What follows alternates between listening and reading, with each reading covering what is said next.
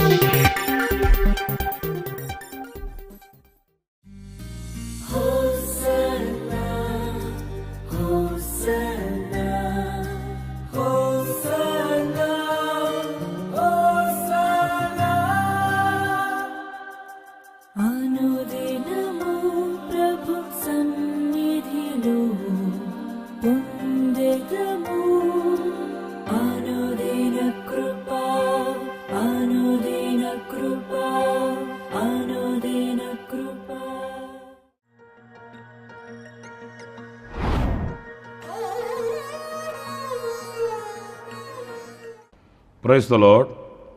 ప్రభు అయిన యేసుక్రీస్తు నామంలో మీ అందరికీ మా హోసన్నా మినిస్ట్రీస్ తరపున హృదయపూర్వకమైన వందనాలు తెలియపరుస్తున్నాను. ప్రభు మిమ్మల్ని దీవించి ఆశీర్వదించునుగాక.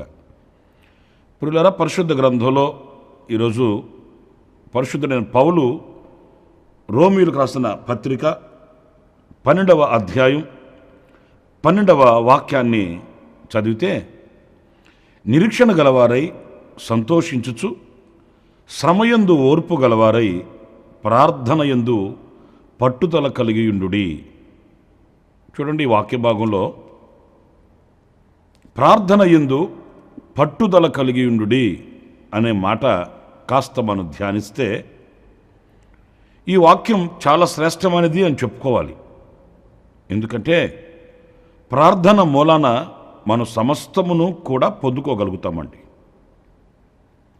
అంటే ప్రభుని అడుగుట వలన, ప్రభు సన్నిధిలో అర్జించుకొనుట వలన, మొరపెట్టుకొనుట వలన సాధ్యము కాని అసాధ్యమైనవి ఏవి కూడా లేవండి. అది ఎంత జటిలమైనదైనప్పటికీ కూడా ప్రభువుకు అసాధ్యమైనది కానే కాదు. ఆయన చేయను అన్నది ఏమీ కూడా కనబడదు. విరిగి నలిగిన హృదయంతో మనం ఆయన పాదాలు పట్టుకుంటే ఆయన గొప్ప కార్యాలు చేయగలిగిన దేవుడండి. పరిశుద్ధ గ్రంథంలో మనం చదువుతాము, అడుగుడి మీకు ఇవ్వబడును, తట్టుడి మీకు తీయబడును, వెదకుడి మీకు దొరుకును అని వ్రాయబడి ఉంది. ఈ 3 విషయాల్లో కూడా మనం గమనిస్తే బాధ్యత మనదేనండి. అడగండి అంటే అడిగే బాధ్యత మనది. తట్టుడి అంటే తట్టే బాధ్యత మనది. వెదకుడి అంటే వెదికే బాధ్యత మనది. బాధ్యత మనం కలిగిన వారమై మనం ఆయనను వేడుకుంటే ఏది కూడా జరగనిది, ఇది అసాధ్యమైనది అనేది ఏది కూడా మనకు కనిపించదు. ఆయన చేయనిదంటూ ఏమీ కూడా కనబడదండి. శారమ్మ తల్లి ఆమె నవ్వుతూ ఉన్నప్పుడు ఆ రోజున దేవుడు అడిగిన ప్రశ్న అదే. దేవునికి అసాధ్యం అనేది ఏమైనా ఉన్నదా అని అడిగాడు. ఇంత వయసు కలిగిన వారికి సంతతి ఎలా కలుగుతుంది అనే ప్రశ్న ఒకవేళ ఆమె మనసులో ఉండి ఉండవచ్చు. కానీ ప్రభు అడిగింది ఒకటే, దేవునికి అసాధ్యం అనేది ఏమైనా ఉన్నదా? లేనే లేదు. గనుక దేనినైనప్పటికీ కూడా ప్రార్థన మూలంగా మనం దేవుని యొద్ద నుంచి మనం పొందుకోగలుగుతామండి. అందుచేత ఈ ప్రార్థన యందు పట్టుదల కలిగి ఉండండి. మనలో ఉన్న బలహీనత ఏంటంటే ప్రార్థన చేస్తాము, కానీ పట్టుదల కలిగి ప్రార్థన చేయమండి. అపాయంలో ఉన్నాం గనుక, ఇబ్బందుల్లో ఉన్నాం గనుక, సహాయం కావాలి గనుక ఒక మాట ఆ బాధల్లో ప్రభుతో చెప్పుకుంటాము. కానీ నిశ్చయంగా నా దేవుడు చేస్తాడు, నిశ్చయంగా ఆయన నాకు వర్తమానం పంపుతాడు, జవాబిస్తాడు, మేలు చేస్తాడు, స్వస్థతనిస్తాడు. ఇలాంటి నిశ్చయతతో పట్టుదల కలిగి మనం ప్రార్థన చేయలేమండి. మనకి ఈ వాక్యంలో యాకోబు జ్ఞాపకం మనకు రావాలండి. ఎందుకంటే మగసిరి గలవాడై కన్నీరు కార్చుచు అతడు దేవునితో పోరాడిన వ్యక్తి అండి. సహజంగా మనకు ప్రార్థన చేసేవాళ్ళు చాలామంది కనిపిస్తారు, కానీ ఆ ప్రార్థనలో పట్టుదల కలిగి పోరాడేవాళ్ళు కొంతమంది కనిపిస్తారు. మరొక మాట కూడా ఇక్కడ మనం చెప్పుకోవాలి. అదేంటంటే పోరాడి గెలిచిన వాళ్ళు అందులో కొంతమంది కనిపిస్తారండి. యాకోబు ఎలాంటివాడు? పట్టుదల కలిగిన వాడు మాత్రమే కాదు, పోరాడిన వాడు మాత్రమే కాదు, పోరాడి జయించినవాడు. పిల్లల అలాంటి శాశ్వతమైన నిశ్చలమైన పట్టుదల ఎప్పుడైతే మనకు ఉంటుందో నిశ్చయంగా కార్యం సఫలమగుట మనం చూడగలుగుతామండి. అది ఏదైనప్పటికీ కూడా. గనుక మనం ప్రార్థన యందు పట్టుదల కలిగిన వారమై లేఖనాల్లో మనం చదువుతామండి. మొర్దెకై విషయంలో కూడా మనం ధ్యానించినప్పుడు అతనికి ఎన్నో ఆధారాలు కనిపించాయి. తన కుమార్తె అయిన ఎస్తేరు ఆయనకు వర్తమానం పంపించింది. నీ స్థితికి తగిన పని కాదు ఇది, వస్త్రాలు ధరించి శుభ్రంగా స్నానం చేసి సిద్ధపడమన్నప్పుడు ఆయన అంగీకరించలేదు. తను ఒకటే చెప్పాడు, నా దేవుని యొద్ద నుంచి సహాయం వచ్చే అంతవరకు నేను మానను అన్నట్లు ఆయన బూడిదలో కూర్చున్నాడు, కన్నీళ్లు కార్చాడు, ప్రార్థన చేయడం మానలేదండి. ఆ ప్రార్థన, ఆ పట్టుదల ఒకరోజు ఎక్కడికి తీసుకుని వచ్చిందంటే ఆయనను ఊరేగించే విధంగా, ఘనతాస్పదంగా, ఏ ప్రజల యొక్క నాశనాన్ని శత్రువు చూశాడో అదే గోతిలో శత్రువే పడ్డాడు. ప్రార్థన ఎంత గొప్ప కార్యాలు చేస్తుందో ఒకసారి చూడండి. మనకు ప్రార్థన అంటే మనకు అంత పట్టుదల ఉండదు, అంత ఆసక్తి కనపరచలేము. కానీ పట్టుదల కలిగిన వాళ్ళు, ఆసక్తి కలిగిన వాళ్ళు గొప్ప కార్యాలు చూడగలిగారండి. దానియేలు ప్రార్థనాపరుడు. ఆయన దేవుని సన్నిధిలో యథార్థమైన ప్రార్థన కలిగి తన ఇంటి కిటికీలు యెరూషలేము వైపు తెరచి ముమ్మారు ప్రార్థన చేసేవాడు. రాజ ఆజ్ఞ కఠోరమైనది అని తెలిసినప్పటికీ కూడా ఆ ప్రార్థనలో ఉన్న పట్టుదల తగ్గలేదు. సింహాల నోళ్ళు మూయగలిగింది ప్రార్థన. గనుక నా ప్రియులారా, ఇలా చరిత్రలో మనం చదువుకుంటూ వెళితే ఎందరో మన పితరులు పట్టుదల కలిగిన ప్రార్థన వలన గొప్ప మహత్కార్యాలు చూడగలిగారండి. అంచేత పరిశుద్ధుడైన పౌలు కూడా చెప్తున్నాడు, ప్రార్థన యందు మీరు పట్టుదల కలిగి ఉండండి, ఎందుకంటే ప్రార్థనయే కార్యములను సఫలం చేస్తుంది అని. మరొక మాట నేను మీకు సామెతల గ్రంథం 4వ అధ్యాయం 4వ వాక్యంలో మీరు చూస్తే, ఆయన నాకు బోధించుచు నాతో ఇట్లనెను, నీ హృదయము పట్టుదలతో నా మాటలను పట్టుకొననిమ్ము, నా ఆజ్ఞలను గైకొనిన ఎడల నీవు బ్రతుకుదువు. ఎంతో శ్రేష్టమైన మాట కదా. నీ హృదయము పట్టుదలతో నా మాటలను పట్టుకొననిమ్ము. ప్రియులరా, మనం ఆయన మాటలు వినని వారమేమీ కాదు. ఇప్పుడు ప్రతిరోజు ఉదయాన ఈ అనుదిన కృప అనే సందేశాలు మీకు చేరువవుతున్నాయి, మీరు వింటున్నారు. ఇవే కాదు, ఒక రోజులో ఎన్నో సందేశాలు మీరు వింటూ ఉండవచ్చు. కానీ ఇక్కడ వ్రాయబడిన మాట ఏంటంటే, నీ హృదయము పట్టుదలతో నా మాటలను పట్టుకొని నిమ్ము. నేను ఒక మాట అడుగుతాను, మన హృదయం దేవుని మాటలు వినే హృదయమా, ఆ మాటలను పట్టుకునే హృదయమా? ఆ మాటల్ని మన హృదయం పట్టుకుంటే ఆ మాటల యొక్క మకరందాన్ని మన హృదయం అనుభవించగలుగుతుందండి. ఆ మాటలలో ఉన్న ధైర్యం, ఆ మాటలలో ఉన్న శక్తి, ఆనందం, ఆదరణ, ఉజ్జీవం, ఇవన్నీ దేవుని మాటలలో ఉన్నాయి. ఆయన మాట సృష్టించగలిగింది. మన హృదయం ఆయన మాటనే గనక పట్టుకుంటే, మనకున్న ఏ స్థితిలోనైనా ఆ స్థితిలో ఏమి కావాలనన్నా ఆ మాటల వలన మనకు లభ్యమవుతుందండి.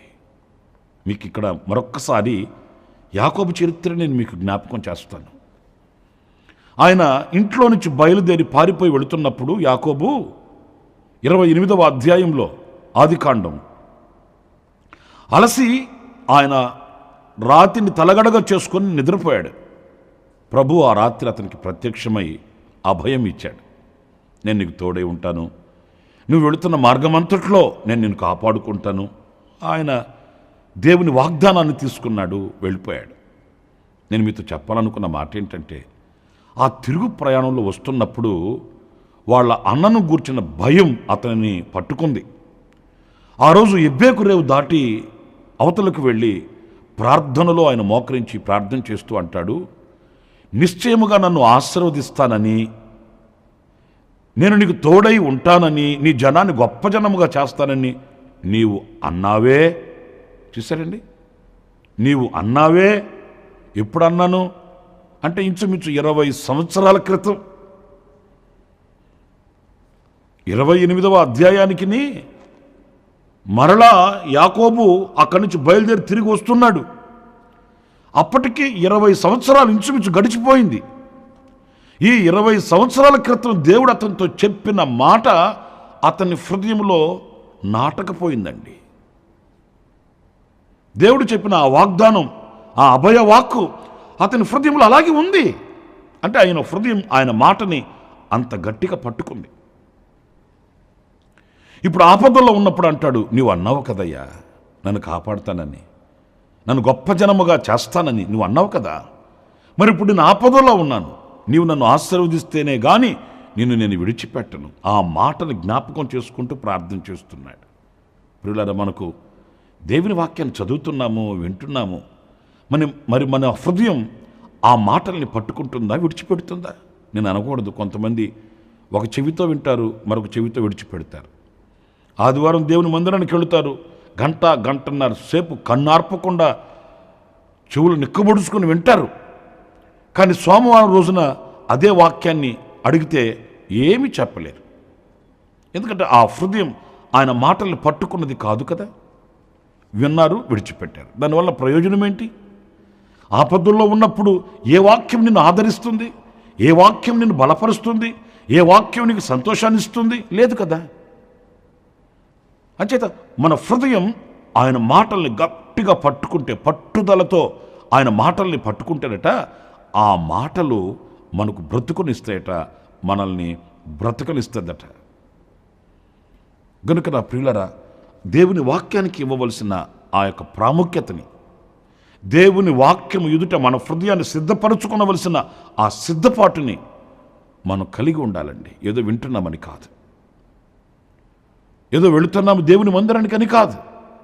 ఒక్కొక్క రోజు నేను ఏ వాక్యం చేత నేను ప్రభుని సమీపించాలి? ఈరోజు నా ప్రభు నాతో మాట్లాడిన మాట ఏంటి? ఈరోజు నేను సరిచేసుకునవలసిన విషయం ఏంటి? ఇవన్నీ ఒక విశ్వాస జీవితంలో కలగవలసిన మార్పులండి. ఆనాడే మనం సంపూర్ణతలోనికి వెళ్ళగలుగుతాము, ప్రభువుకి ప్రీతికరమైన పిల్లలుగా ఉండగలుగుతాము, ఆయనను సంతోషపరచగలుగుతాము, మనము కూడా సంతోషదాయకమైన బ్రతుకుని మనం బ్రతకగలుగుతామనే విషయాన్ని మర్చిపోకూడదండి. ఇంకొక మాట కూడా నేను మీకు జ్ఞాపకం చేస్తాను. సమూయేలు రాసిన మొదటి గ్రంథం 7వ అధ్యాయం 3వ వాక్యంలో మనం చదివినప్పుడు, సమూయేలు ఇశ్రాయేలీలందరితో ఇట్లనెను, మీ పూర్ణ హృదయంతో యెహోవా యొద్దకు మీరు మళ్ళు కొనిన ఎడల అన్య దేవతలను, అష్టోరోతు దేవతలను మీ మధ్య నుండి తీసివేసి పట్టుదల కలిగి యెహోవా తట్టు మీ హృదయములను త్రిప్పి ఆయనను సేవించుడి. పిల్లలు చూడండి, పట్టుదలతో మీ హృదయములను ఆయన వైపు త్రిప్పి ఆయనను సేవించుడి. ఇక్కడ ప్రవక్త అయిన సమూయేలు ఇశ్రాయేలీయులకు ఇస్తున్న ఒక చక్కటి హితోపదేశం. మీ హృదయం ఆయన తట్టు తిరిగి లేదు. మరి లోకం తట్టు తిరిగిందో, లోకంలో ఉన్న ఆచారాల వైపు తిరిగిందో, మరి దేని వైపు తిరిగి ఉందో మరి దేవునికి తెలియాలి. ప్రవక్త మాత్రం ఒకే మాట చెప్తున్నాడు, మీ హృదయములు ఆయన తట్టు తిరిగి లేవు. అందుకే మీరు ఈ క్షోభని అనుభవించవలసి వస్తుంది. మీరు మీ హృదయములను అన్య దేవతల వైపు త్రిప్పుకొనిన మీ హృదయములను పట్టుదల కలిగి, ఏదో ఆపదల్లో ఉన్నాం కదని ఆపద మొక్కులు మొక్కడం కాదండి.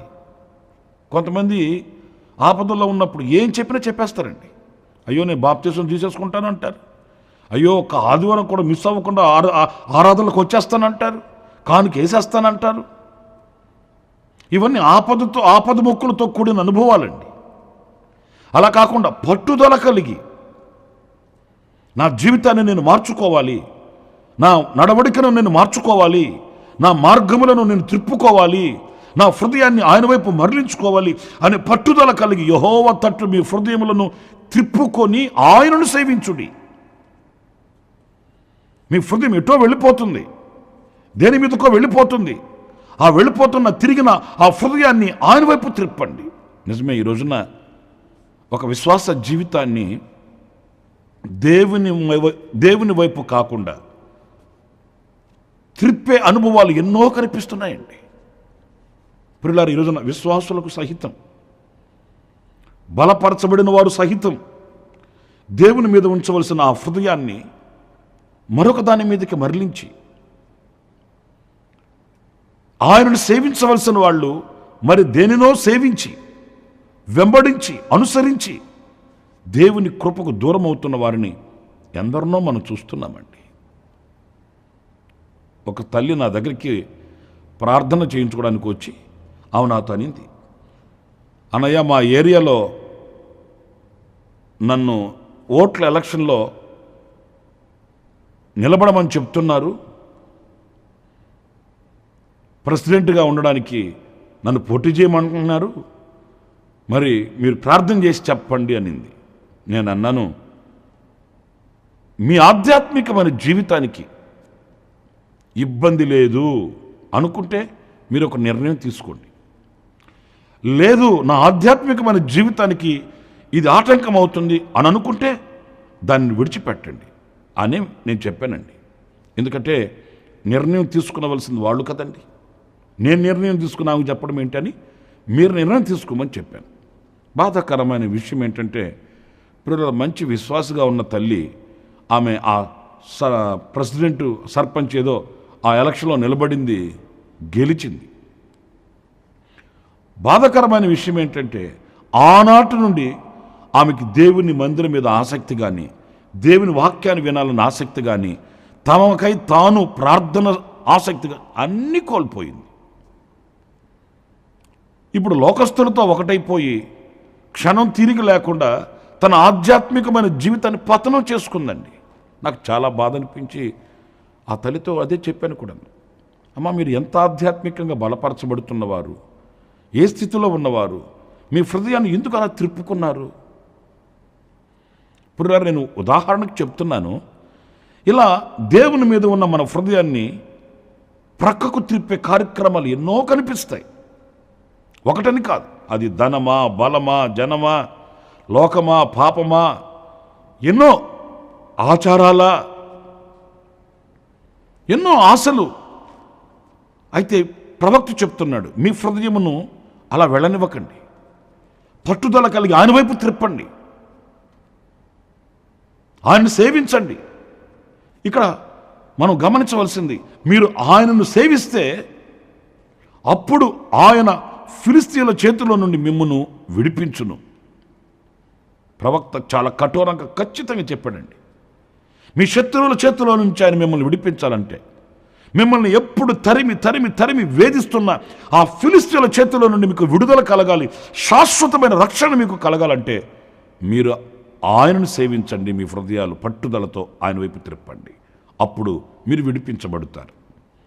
నా ప్రియులారా, ఈ రోజున ఎన్నో కట్లు, ఎన్నో బంధకాలు మనల్ని ఆవరించి ఉండవచ్చు, మనల్ని ముట్టడి వేసి ఉండవచ్చు,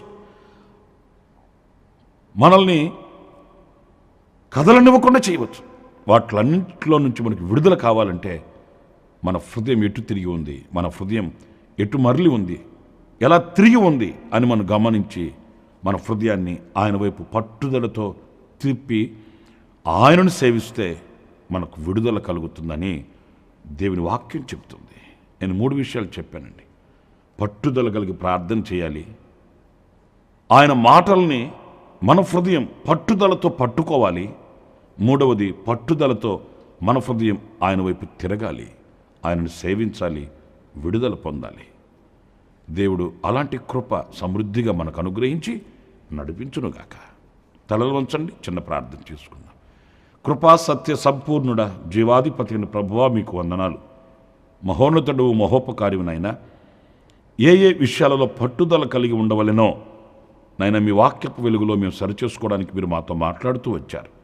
నాయన ప్రార్థన విషయంలోనూ, వాక్యము విషయంలోనూ, మా హృదయము విషయంలోనూ మేము పట్టుదల కలిగి నైనా మేము నడిపించబడుటకు సహాయం చేయమని మమ్మల్ని మీ చేతులకు సమర్పించుకుంటూ ఈ మాటలు విని నీ బిడలను మీరు సరిచేయండి, సమృద్ధితో నింపండి, ఆశీర్వదించండి.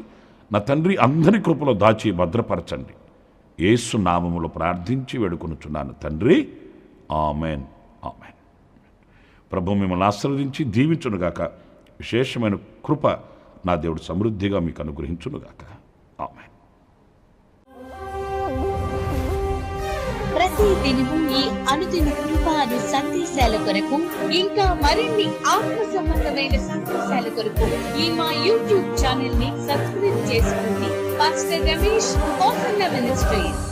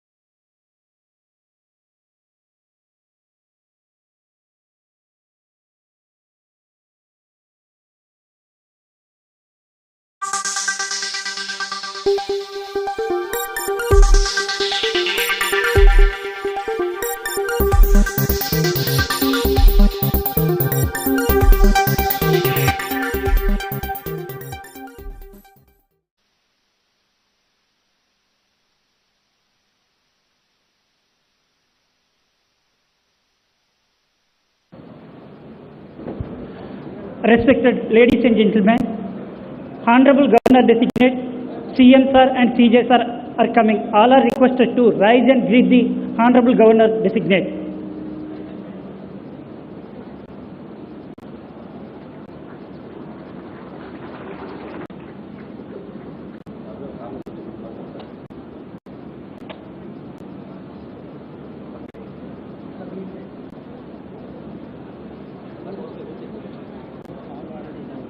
Okay.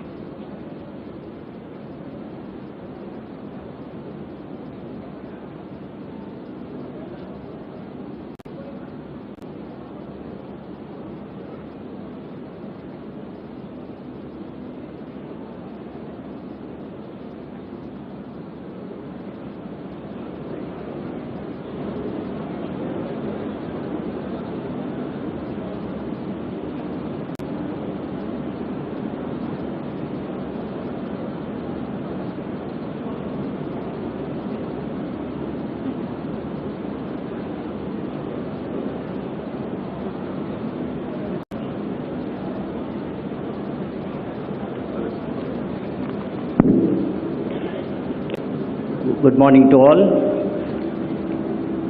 I am reading out the warrant of appointment. By virtue of the power vested in me by Article 155 of the Constitution of India, I, Draupadi Murmu, President of India, hereby appoint Sri Justice Retired S. Abdul Nazir to be the Governor of Andhra Pradesh with effect from the date he assumes charge of his office. Given at Rashtrapati Bhavan, New Delhi, this 11th day of February in the year 2023, 22nd Magha, 1944 Sakha, in the 74th year of the Republic of India. Signed, Draupadi Murmu, President of India. Now I request Honorable Chief Justice of Andhra Pradesh, Sri Prashant Kumar Mishra Garu, to administer oath of office to Honorable Governor Designate Sri Abdul Nazir. Thank you.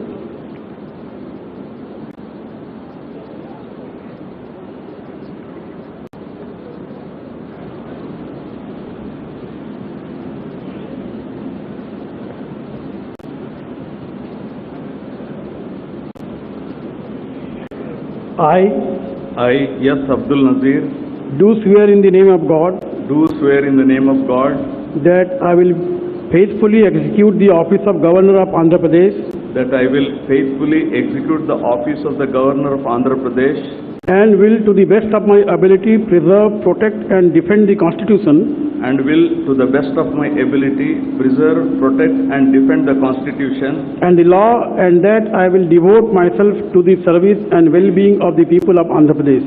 and the law, and that I will devote myself to the service and well-being of the people of Andhra Pradesh.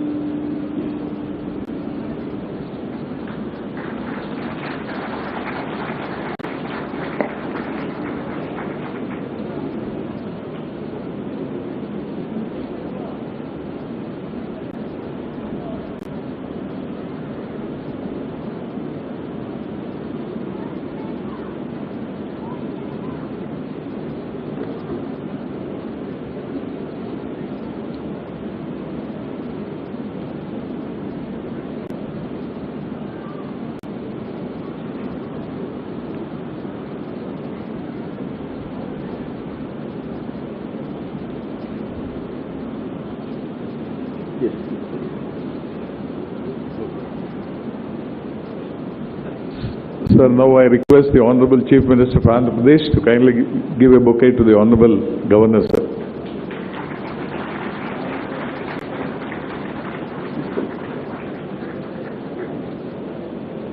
Now I request the Honorable Chief Justice of Andhra Pradesh to kindly give a bouquet to the Honorable Governor.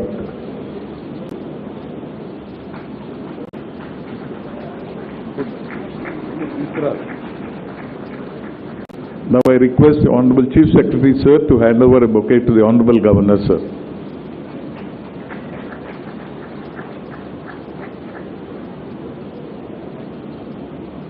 National anthem.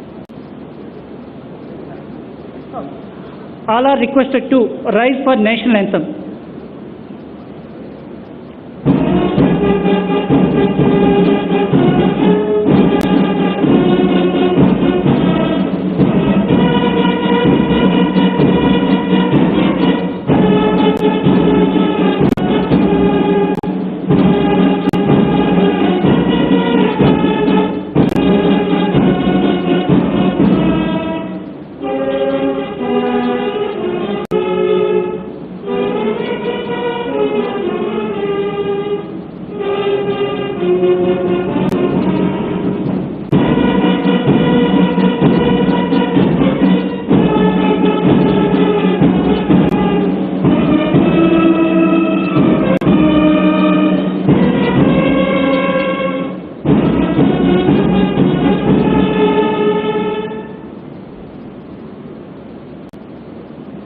Now I request all the dignitaries to join for the high tea, please. And after the photo session of the Honorable Governor and Council of Ministers, I request all the delegates, dignitaries to join here for the national anthem again. Thank you.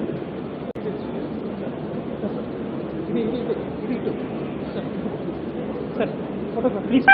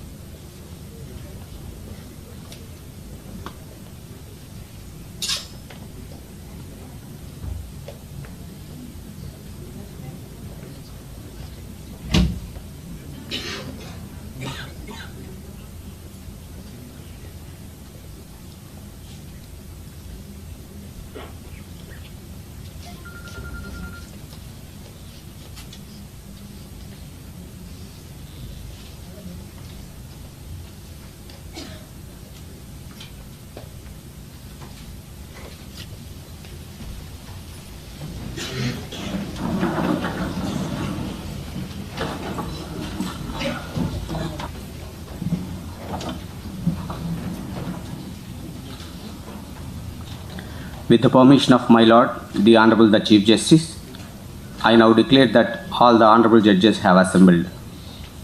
With the permission of my Lord, the Honorable the Chief Justice, may I request your Lordship to commence your Lordship's speech. My esteemed brother Justice Praveen Kumar and revered Madam Srimati Susmita Reddy, esteemed sister and brother judges,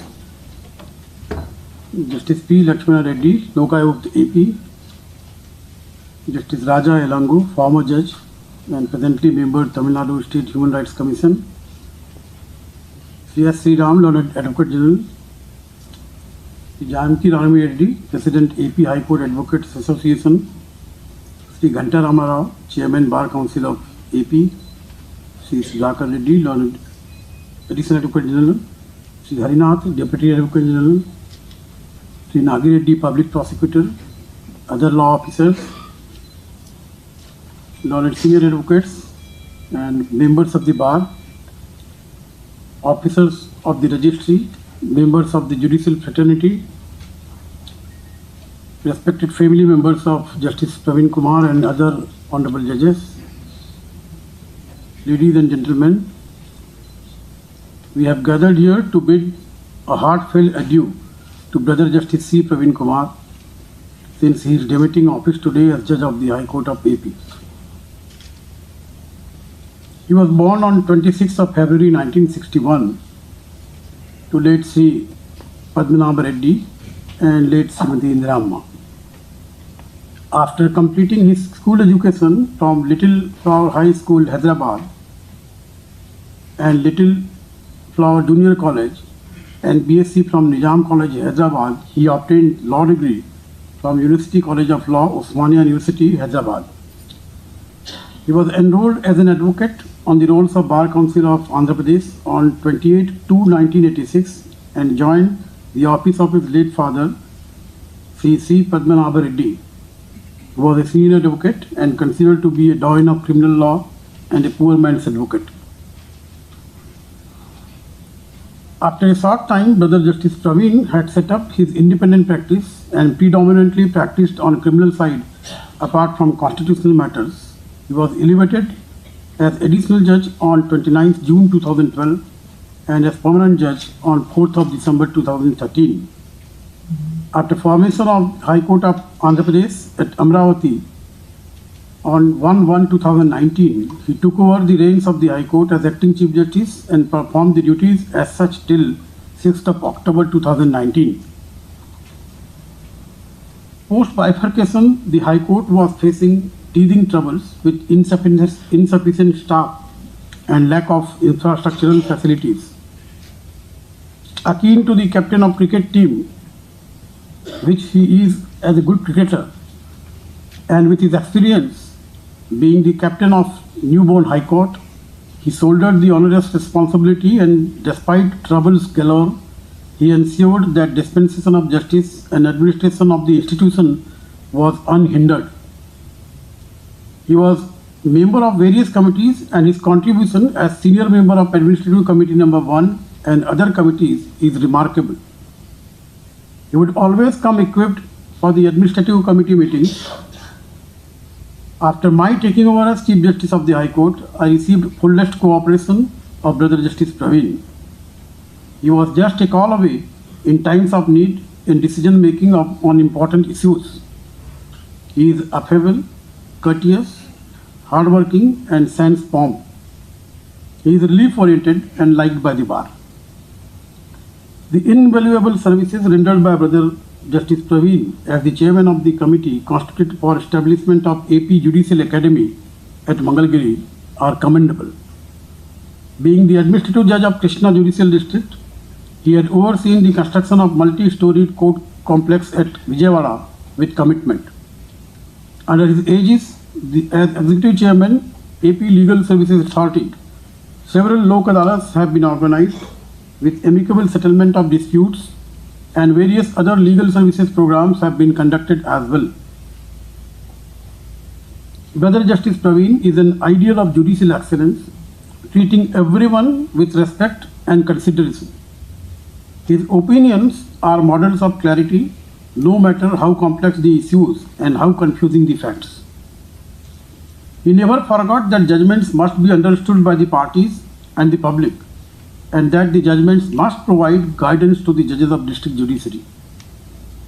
His careful craftsmanship is evident in all his decisions, large or small. The range of his talent is demonstrated by his ability to deal complex matters on criminal side with elegance and clarity. He has been the unsung hero in enabling this court to get established despite daunting difficulties in the initial phases. His personality is filled of compassion and empathy. He always thinks of a solution which is legally permissible and favorable to the employees and litigants.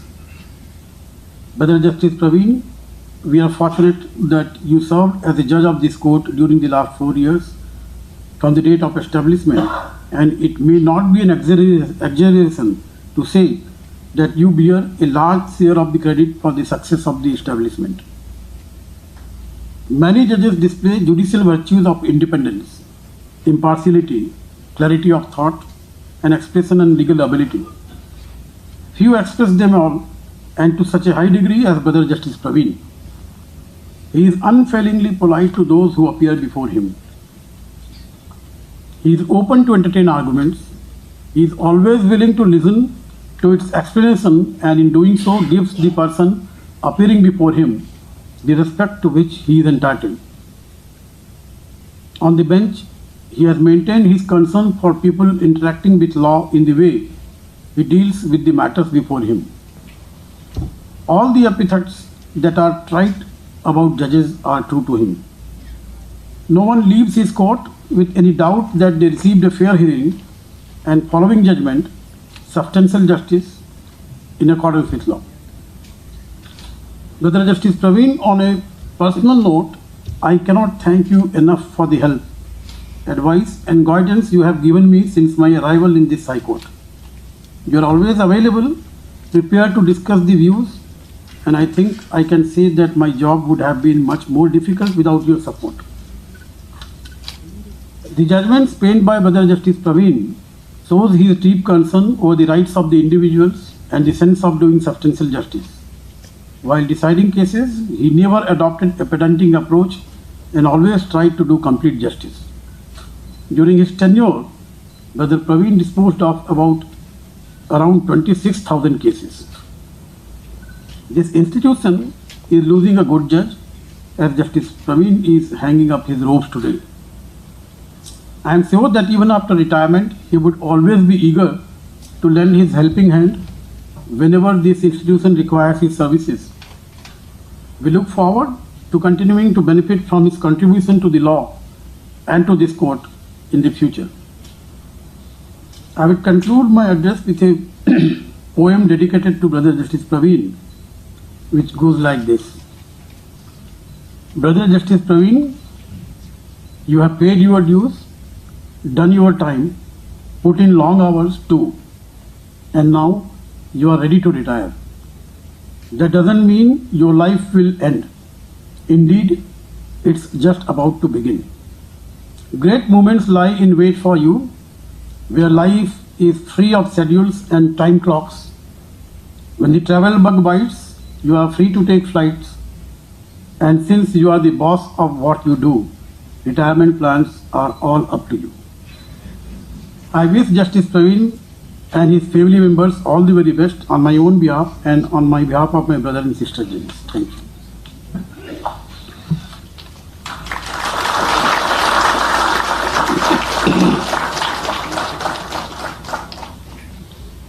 With the permission of my Lord, the Honorable the Chief Justice, may I now request the Land Advocate General, High Court of Andhra Pradesh, to deliver his speech on behalf of legal fraternity. My Lords, the Honorable the Chief Justice, my Lord Sri Justice Praveen Kumar, my Lord the Honorable Judges, family members of my Lord Justice Praveen Kumar, family members of my Lords the Honorable Judges, Honorable Sri Justice Raja Elango, Senior Advocates, President Bar Association, Chairman Bar Council, Deputy Solicitor General, Public Prosecutor, Learned Additional Advocate General, registrars and staff of the court. It is indeed a mixed feeling when I rise to say a few words bidding farewell to my Lord's Honorable Sri Justice Praveen Kumar. A tinge of sadness at having to visualize that we would not get to see the innocent charm of the senior most judge of this court in the court premises from tomorrow onwards. Happy though I am that as a judge, having performed at the most difficult and critical juncture of the evolution of this institution after bifurcation of the Common High Court, His Lordship would be demitting office, looking forward to a lot of fresh air, companionship, and pleasant surroundings around himself, not being curtailed or restrained by the weight of office he held. As an individual, if you happen to be a family member of a legendary father figure of the profession, Mr. C. Padmanabh Reddy, or an illustrious jurist like Justice Chinnappa Reddy, it is difficult to measure up to the legacy of such big names. Mr. C. Padmanabh Reddy, the grand old man of the profession, lived a life of frugality, courtesy, and pleasantness, and was a stickler to the handed down traditions of the profession, most notably and gloriously the Mehdipatnam Friday evening collegiality with colleagues. Being handled the mantle of such a great predecessor is both an opportunity and a challenge. While Sri Padmanabh Reddy lived the life of a torchbearer of a quintessential qualities of a citizen lawyer, my interaction with Justice Praveen Kumar began very early in my career, and I was fortunate, and I continue to be a fortunate recipient of a lot of affection from the Mehdipatnam band of lawyers that Mr. Padmanabh Reddy and Bal Reddy were known to be. When I joined the bar and we had a lot of free time, we pour over the list, and the criminal law court roster would have about 3 pages of matters, and 90% of the matters would have the name of C. Praveen Kumar. So I asked an office colleague of mine, a senior one at the bar, to introduce me to this Mr. C. Praveen Kumar, and I was introduced to Mr. C. Praveen Kumar, who struck me as a very simple, humble, and rooted individual. Considering the many advantages that all of us have, biologically or otherwise, and we are not coy to take advantages of it considering the competitiveness of this profession, here is a man that stood unassuming, wanting to be his own man, wanting to be comfortable in his own robes. This trait of restraint, of self-denial, of self-abnegation perhaps runs through the family.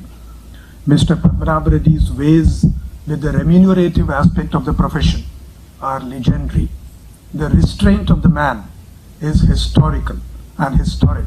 We see that carried on forward by Mr. C. Sharan Reddy, who, not only having been the rightful holder of the genealogical succession, also is a budding and a lawyer in his own right, and he displayed a very rare, remarkable trait of carrying a lot of restraint while accepting briefs in this bar. A true tribute to the values that the family of Mr. Padmanabh Reddy imbibed in the succeeding generations. A thing or two needs to be stated about how Mr. Praveen Kumar would conduct himself in the office of Mr. Padmanabh Reddy. 10 or 12 years into the bar, I had to go to the senior's office to brief him on a matter. And by then I have been briefed that you are not to listen to Mr. Praveen Kumar because he wouldn't have a good thing to say about your brief. So I went in, briefed the learned senior and came out. And true as everybody else said, he said, "Me case for point le, dam le, order radu." Then, as with every case, the learned senior got us the interim orders. In 90% of the matters, Mr. Praveen Kumar said there won't be any orders. His father proved him wrong. And his demeanor in his office is quite striking. You enter into this office, and this is a very modest office in a very old city like surroundings of Hyderabad. You enter into the office, and towards the left corner, almost touching the wall, is a wooden table, And seated behind him is a very orderly looking, no scion-like, no heir apparent kind of looks in the face of this man. He would be poring over the files in front of him, and in case a lawyer is seated for longer than he has to meet the senior, he would summon the staff around to ensure that we get the audience with the learned senior. There were no airs about him. Now, a little insight to his personality as to how the man takes a few knocks, and these are not easy knocks that he had taken. He faced a few unpleasant moments in the period of time leading to his elevation. In those excruciating years, he did not lose his poise, and he would have been justified if he had been left with a feeling that he is perhaps being wronged. But he did not let such events affect his disposition at the bar. Likewise, towards the fag end of the tenure, it is possible that a certain stretch of journey to secure a completeness or a fulfilling finale to the career has not happened. But not for a moment did anyone at the bar come across Justice Praveen Kumar as being a little bitter or a little preoccupied with certain things which are not to be. And at the end of the day, after 11 years in a very punishing and sometimes hard environment, he still has a boyish smile. And except for his marital status today, we do not know how many ships he would have sought sail, was what Helen of Troy was remembered for, and how many hearts would have gone aflutter with his coy boyish smile is anybody's guess. Mrs. Reddy being here, I don't want to go further into the matter. I don't recall even one instance of any unpleasant word uttered by him at any point in time during his career. Perhaps it is about this kind of judges, the bar says, the judiciary with a broad shoulder. His loud, open-mouthed laughter in court and outside was a true mirror of an uncomplicated and a simple person that his lordship was. Soon after bifurcation, as a new institution in the year 2019, just to showcase his abilities as an institution builder, which the learned Chief Justice had elaborated upon, this institution had to be built the ground up. He shouldered the responsibility of being the Chief Justice at that critical juncture. He had a number of meetings with me and the bar to ensure that the bar and bench made optimal utilization of the limited resources available then. His pleasant and uncomplicated approach to the problems, in coordination with the other honorable judges of the court, helped resolve many of the teething issues at that time. It is fresh in my memory, the scenes of Justice Praveen Kumar and Justice Manamendranath Roy, the Registrar General then, walking through the corridors every evening to find out as to which place can be fixed and how, in order to ensure that the bar and bench had a pleasant stay for the 6 or 7 hours that he would stay here. He's truly an institution builder, and his lordship is leaving the institution better off in every sense of the expression.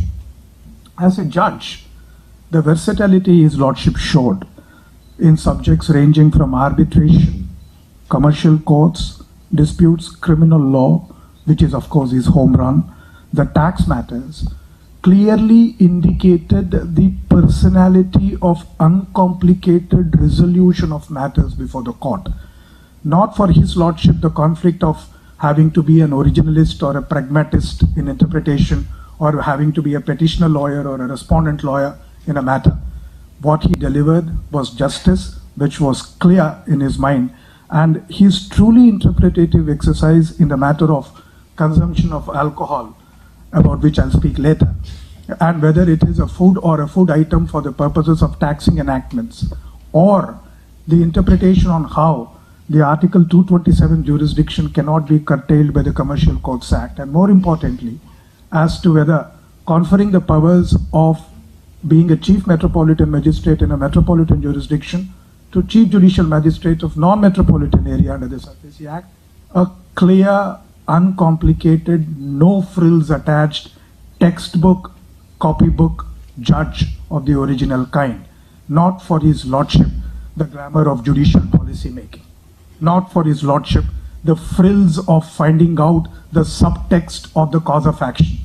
What was the cause before the court, engage the attention of the court, and what was judged was the cause, pure and simple.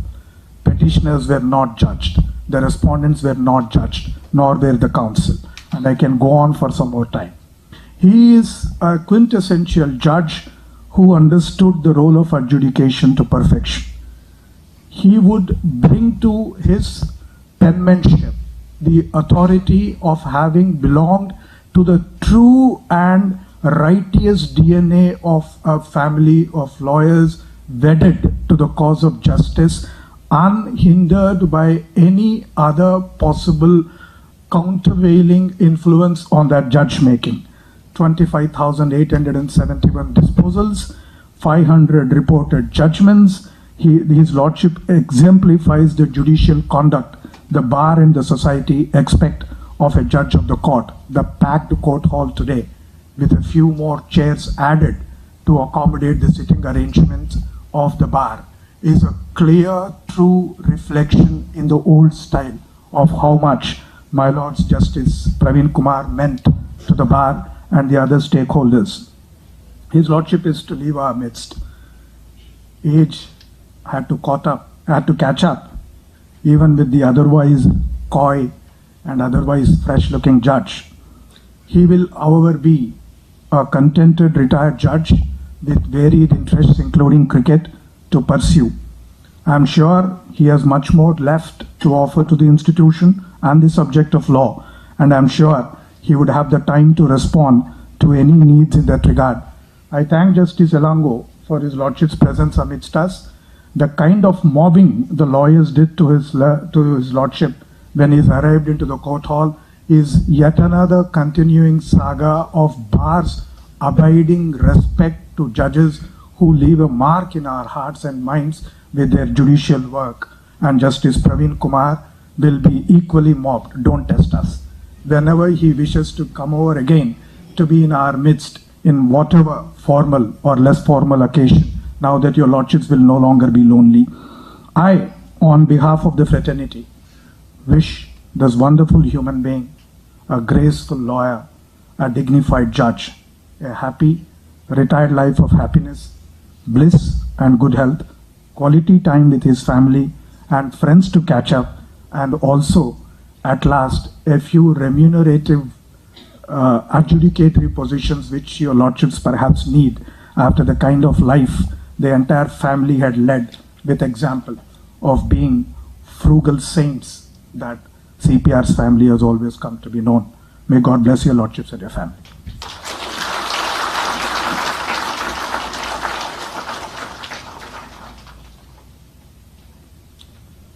With the permission of my Lord, the Honorable the Chief Justice, may I request the Land President of the Bar Association, High Court of Andhra Pradesh, to deliver his speech on behalf of legal fraternity.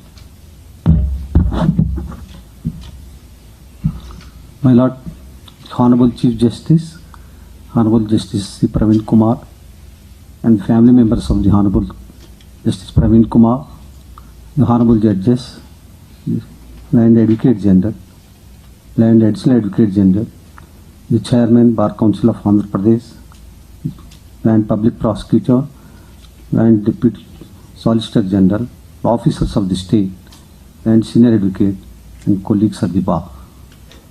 We have gathered here today to bid farewell to the Honorable Justice Sri Praveen Kumar, who is tempting the office as a judge of this temple of justice. It is indeed a momentous occasion for all of us, as we have taken a moment to reflect on the contributions and his legacy. Honorable Justice Sri Praveen Kumar was born on February 26, 1961 in Hyderabad. He received his education from the most prestigious institutions in Hyderabad, including Little Flower High School, Little Flower Junior College, Nizam College, and University College of Law, Usmania University. His late father, Sri Padmanabh Reddy, was one of the most respected and accomplished advocates in the country, known as the postman's advocate for his unwavering commitment to justice and to the downtrodden. Justice Praveen Kumar enrolled as an advocate on the rolls of the Bar Council of Andhra Pradesh on February 28, 1986, and quickly rose to the prominence as a leading practitioner specializing in criminal law and constitutional matters.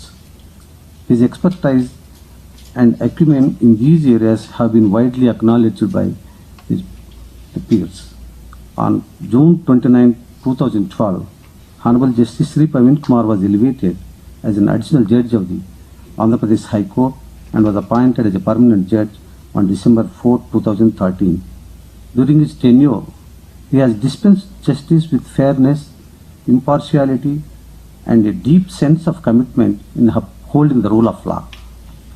His contributions to the legal profession and the judiciary in Andhra Pradesh are immense, and his legacy will endure for years to come. He was the acting Chief Justice of the newly formed High Court of Andhra Pradesh at Amaravati in 2019. My Lord delivered a number of judgments in various branches of law.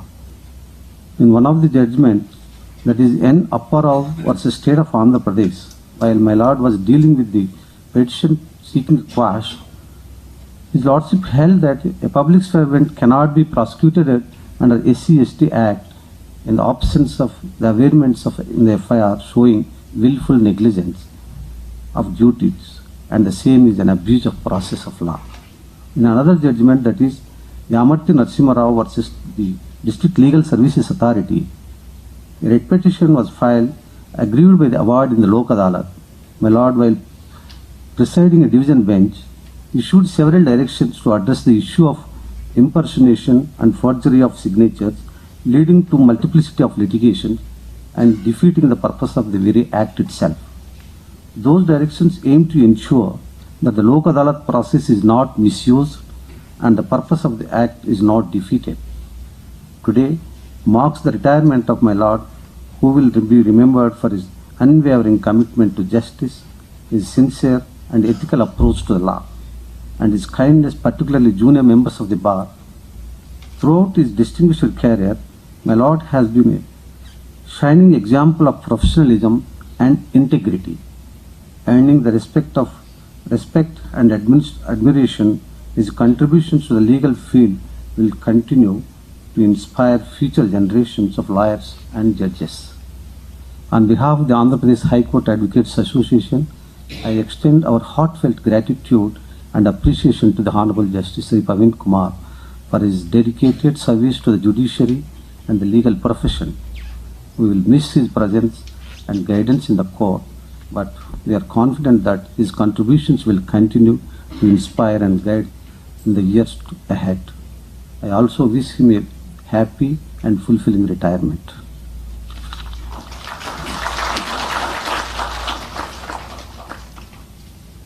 With the permission of my Lord the Honorable the Chief Justice, my request the Land Chairman, Bar Council for the State of Andhra Pradesh to deliver his speech on behalf of legal fraternity. The Honorable Chief Justice, Sri Prashant Kumar Misraji, the Honorable Judges, Justice Praveen Kumar, and family members of the Praveen Kumarji, and the family members of other learned judges, Raja Halangweji, Learned Advocate General, President of the Association, Deputy Solicitor General, Public Prosecutor, Additional Advocate General, and the Senior Counsel, and Advocate friends, ladies and gentlemen. The Justice Praveen Kumar, my office, I joined the office of Y. Suryanarayana, a neighborhood of Justice, Senior Advocate Padmanabh Reddy Garu. And one day, when I am crossing the, just we have to pass before the house of Justice Praveen Kumar, Justice Padmanabh Reddy Garu called inside and first time introduced Praveen Kumar. After completion of the land, he was in the with the Justice Channappa Reddy Garu. First time I come across and I learn and know about Praveen Kumar. The day I have seen him and today there is no change in his attitude. And the Justice Praveen Kumar, after 26 years of practice as advocate and after more than a decade as a judge. The same person we have seen without any adding in his or without any change in his attitude, which is very difficult. Of course, there may be occasions where he will be have to express anguish, but he never, any unpleasant situation, any kind of situation, he never exhibited. Everything that is unpleasant probably swallowed by himself without affecting or exhibiting to anybody. I am looking for opportunity after retiring because he was allowed to work as the High Court judge for a more than decade, depriving his presence in the legal profession. I am eager to sign on the file of Justice Praveen Kumar for resumption as advocate, which will be coming back to the fold of the profession. Justice Praveen Kumar Garu, not only having advantage of born and brought up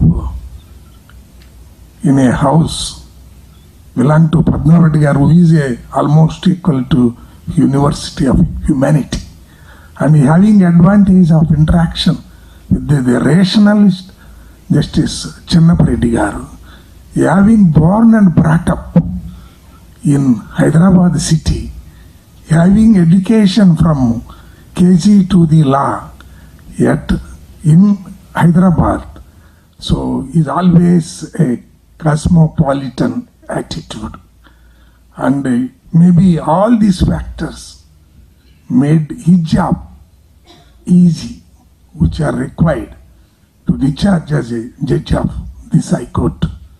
Looking forward for his again coming back to the fold of the legal profession, I wish on behalf of the bar, wish a happy retired life. Thank you.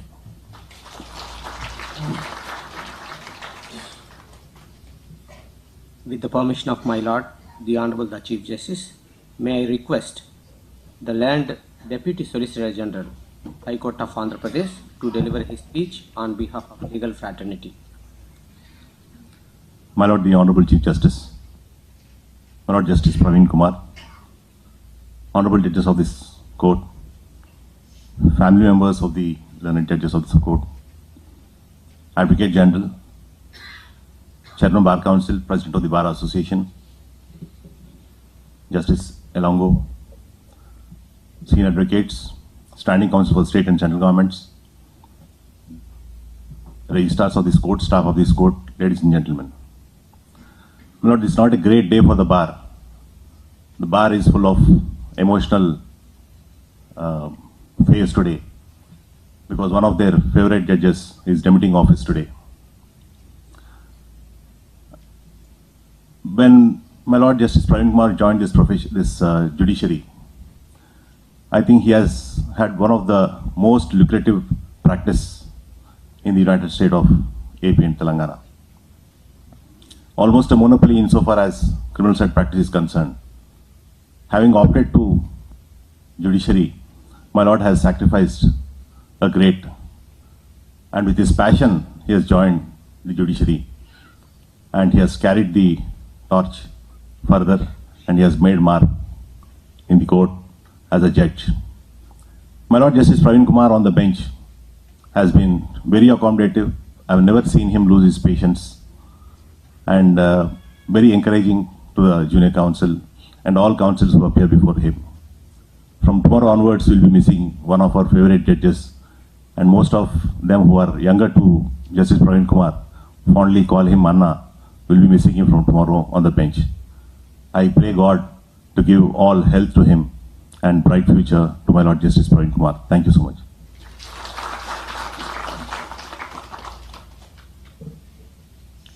With the permission of my Lord, the Honorable the Chief Justice, may I now request Honorable Sri Justice Praveen Kumar to give his Lordship's reply.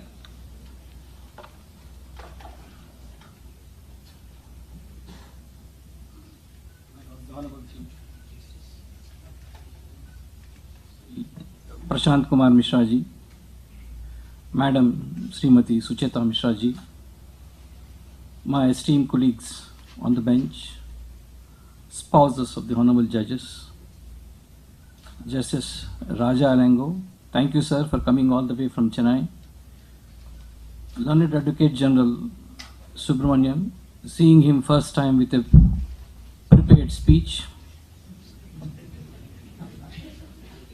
Additional Advocate General Sri P. Sudhakar Reddy, Deputy Solicitor General Harinath, Public Prosecutor Nagi Reddy, Additional Public Prosecutor Dushant, Chairman Bar Council Ganta Ramarao, Members Bar Council, Designated Senior Advocates of High Court of Andhra Pradesh and Telangana, Janikaram Reddy, President High Court Bar Association, Office Bearers of the Association, Registrars of the High Court, Government Pleaders, Special Government Pleaders, Additional and Assistant Government Pleaders, Standing Counsel, Advocate Friends from High Court of Andhra Pradesh and High Court of Telangana, and also Advocate Friends who have come from neighboring districts, staff of the High Court Registry, Member Secretary, AP State Legal Service Authority, Director, AP Judicial Academy,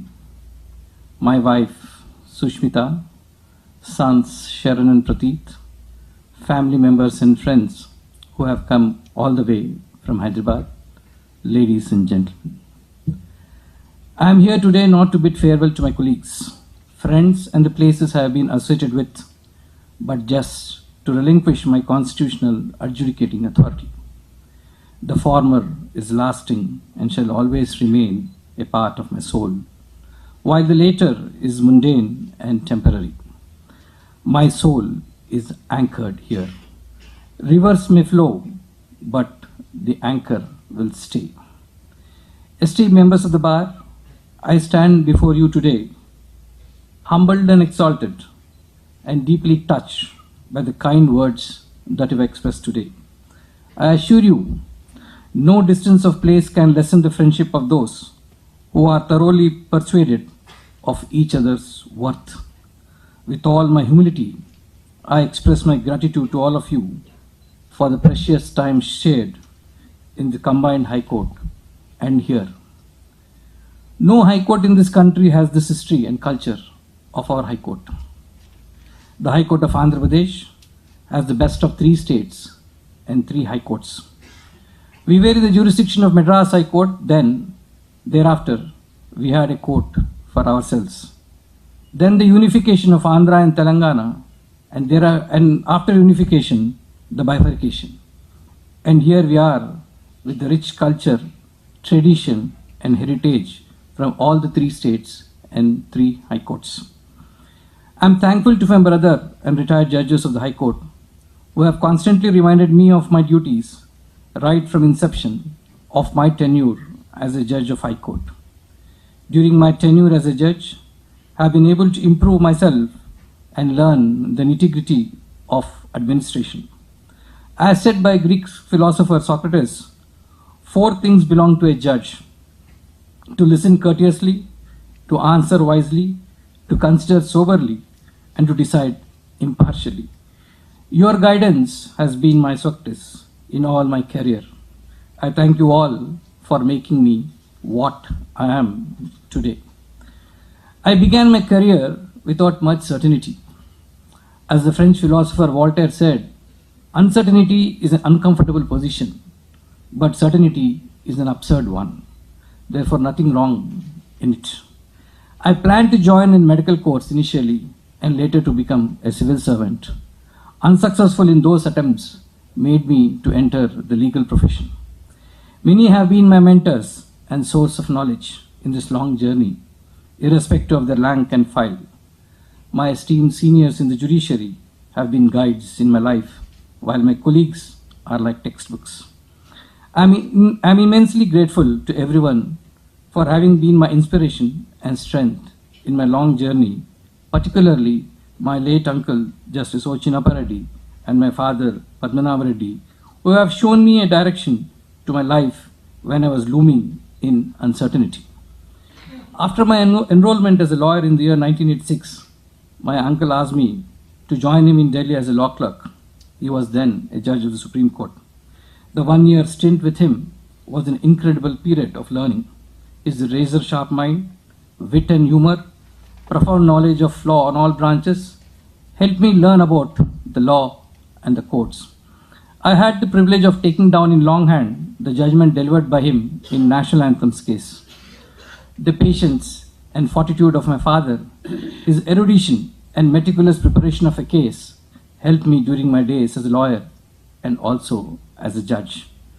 My elevation as a judge of Andhra Pradesh High Court was first proposed by a collegium headed by Sri Justice Anil Dave, who later became a judge of the Supreme Court. On its return, my name was again proposed by a collegium headed by Justice Nisar Ahmed Kakru, and thereafter again by Honorable Chief Justice Sri Madan B. Lokur. I am beyond grateful to the judges of the Collegium of the Composite High Court for recommending my name for elevation. I was sworn in as a judge of the Composite High Court in the month of June 2012 by Honorable Chief Justice Sri Pinaki Chandra Ghosh, with whom I sat for a couple of days. Thereafter, I sat for nearly 6 months with Justice Rohini. I also had the privilege of sitting in bench, but for a very short stint, with Justice N.V. Ramana, retired Chief Justice of India, Justice Ramesh Ranganathan, Justice R. Subhash Reddy, and also with Chief Justice Mosley in a full bench matter relating to Section 14 of SARFAESI Act. I was accorded the privilege of writing the said judgment. 31st December 2018 is a historic day in the annals of AP Judiciary. I, along with 12 of my brother and sister judges, left Hyderabad to Vijayawada, which also happened to be my first visit to Vijayawada. We left in a convoy with staff in 2 buses, little case bundles and stationery. It was fun all the way without realizing the turbulence ahead. After the bifurcation of the High Court, we have seen turbulent times, yet we have sailed through each hurdle with faith and hard work. It was a Herculean task to set up an independent High Court, yet we proved nothing is unconquerable with faith and determination. We rose up almost like a proverbial phoenix. Ladies and gentlemen, I am reminded of the famous quote of Martin Luther King Jr. If you cannot fly, then run. If you can't run, then walk. If you can't walk, then crawl. But whatever you do, you have to keep moving forward. We have done precisely that. We crawled, walked, and ran with faith and hope in order to be where we are today. In the initial stages, even the staff who came along with us had a tough time, not only with regard to the working in the premises where the temporary High Court was functioning, but also in terms of accommodation, transport, and food. I can say without hesitation, the 2 registrars who were with me then, Sri Justice Manavenath Roy and Sri Rajashekar, who is no more, played a very crucial role in looking after the needs of everybody in best possible way. At times, the employees used to come requesting us to put in a word to the concern for the seats in schools and colleges, apart from requests to put in a word to the doctors in hospitals at Vijayawada for better treatment, either for themselves or to their family members. We were like a family then. As you all know, this High Court building was inaugurated by Honorable Chief Justice Sri Ranjan Gogoi, Chief Justice of India, on 3/2/2019.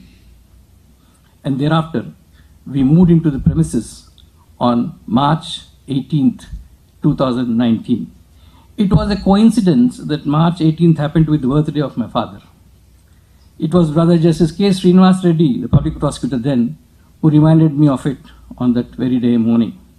How different is the court today compared to what it was when we came over here on 31st December 2018. The bench strength, which was 12 then, got diminished in a very short time with the retirement of N. Balavogi and Sunil Chaudhary. But now we are with the strength of about 31 judges. Friends, I may look harsh or appear to be harsh in my words during the course of hearing of a case, but definitely it is not against anyone personally. The facts of the case might have made me to react in such a manner. If I have hurt anyone during the long years of advocate and as a judge, I may be excused. I will be failing in my duty if I do not extend my special thanks to my secretaries who were with me in the Composite High Court. Mr. Gauss, who is now Magistrate at Satanapalli, Kalavati, V.S. Raju, who is a Magistrate at Bongir, and Ramesh Babu, a retired Assistant Registrar. I also thank my court attenders who were with me till I came over here. The cook who was with me then continues to be with me. The devotion and sincerity of my personal secretaries, namely Mohammad Gauss, Rafi, Chitti Joseph, who is now working as Assistant Registrar, Sheikh Meera and Satish, need all praise. I place on record a word of appreciation to the legal assistance rendered by law clerks, Srinivas and Divakar. I am thankful to my court officers, Srimati Savitramma and D. Venkatpati, but for whose assistance I could not have disposed of so many cases. A. Madhavi, A. Vijayalakshmi, I. Vijay Durga, B. Padma, B. Vijayalakshmi, K. Sundaranath, and M. Purnama, who come to my court regularly, are also excellent in getting orders typed at the earliest and placing the same before me with no mistakes. The hard work and expertise of I. Bhaskar Lakshmi, N. Nagamma, M. Rudrarup Reddy, and of course Naveen Courtmaster, who used to attend while I was in sitting the first court, need no special mention. I thank them for the services rendered. I must acknowledge the services rendered by attendants attached to my court, Ilya Babu and Ratnavara Prasad, and also the cook at my residence, Srimati Sundari Banglaw, attender Babaji and drivers Baji and Mukesh, who made me and my family comfortable in every possible way. The protocol section of the High Court need a word of praise. A batch of 5, led by Anil, have been doing excellent job right from day one in providing all that is required for every judge. Special thanks should also go to the protocol wing of Telangana for attending honors whenever we go there, namely Sriman Narayana, Jayachandra Reddy, Srinivas, and of course Munuswamy, who is now taking care of judges of AP at Hyderabad. I also convey my gratitude to all the registrars of Andhra Pradesh High Court who have helped me in discharge of my duties effectively on administrative side. Special thanks will also go to the registrars of Composite High Court for the services rendered during the said period. The work of A. Venugopal, Assistant Registrar J Special Section, along with his team, also requires a word of praise for the services rendered in getting our bills cleared at the earliest. K. Srinivasulu DSP, B. Balraj and Vijay Kumar Inspectors and Fani Kumar Sub-Inspector have been very persuasive and meticulous in posting sentries at our residence and in court. I thank all of them for the same. There are some needs common to both lawyers and judges. Intellectual stimulus is one. It is only after becoming judge that you realize that there is even less time than when you are a lawyer to dedicate to serious readings of both legal and non-legal literature. Having a forum to meet, discuss and exchange ideas is helpful to both judges and lawyers. Judicial academics provide the platform for judges to some extent. Alibi knew our Judicial Academy has taken off well, thanks to the combined efforts of each and every individual present here, more particularly to the Honorable Chief Justice, Board of Governors, and Advocate General. I earnestly believe that our Academy will flourish and come up in flying colors as one of the finest centers of excellence. My farewell speech will not be complete without thanking the judicial officers of all levels of the state. What an excellent work our officers have done in the last 5 Lok Adalats held on 12/3/2022, 26/6, 13/8, 12/11, and 11/2/2023. The figures increased from one Lok Adalat to another, and the disposal in the last Lok Adalat held on 11/2/2023 was about 2,75,000 cases, a record-breaking figure. I cannot express in words how honored it is to serve as an acting Chief Justice, President of the Judicial Academy, and Executive Chairman of Andhra Pradesh State Legal Service Authority. These roles have been a challenge and a great responsibility, but I have enjoyed every moment of it. Friends, it's my view that people are seldom remembered for long periods for the riches, as it is the virtue and knowledge that makes a person immortal. Be it Shushta, Shakuntala, Ambedkar, Martin Luther King, or Abdul Kalam, whose knowledge and modesty have been reverberating, keeping them alive all through. Maybe I am familiar among the legal fraternity and judicial fraternity as Justice Praveen Kumar, but I am more remembered as son of Sri Padmanabh Reddy, in which I do take pride and feel honored. If a father is remembered and revered even today, it is because of his episteme and righteousness. An important chapter of my life is coming to an end.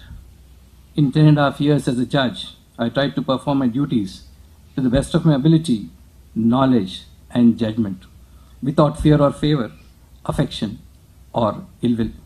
In short, I tried to live up to the solemn oath which I took on 29th June 2012. Whether I failed or succeeded is for you, all of you, to judge. I bow my head with reverence.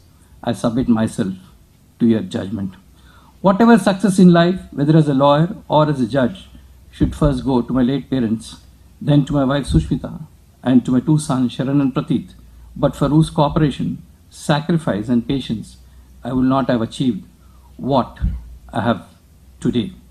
I thank you all for being here today and wish you all the very best in future, and hope and trust that we'll meet elsewhere again and again, क्योंकि जिंदगी इत्तेफाक है, कल भी इत्तेफाक थी, आज भी इत्तेफाक है, आने वाला कल भी इत्तेफाक होगा.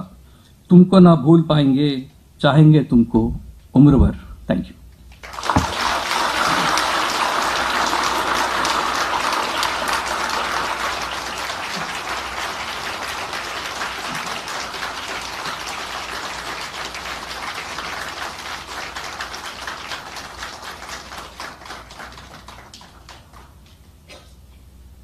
With the permission of my Lord, the Honorable the Chief Justice, I declare that proceedings are concluded.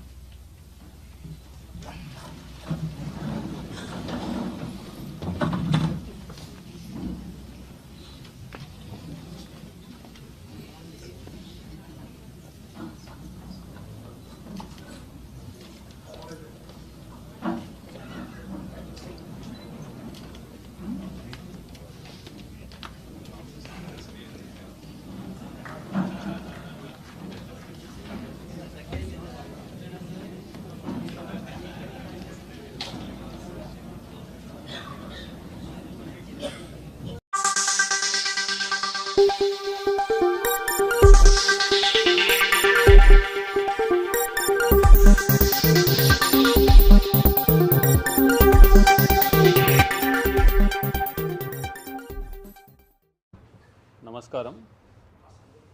మనకు ఎలక్షన్ కమిషన్ ఆఫ్ ఇండియా ఇచ్చిన నోటిఫికేషన్ ప్రకారం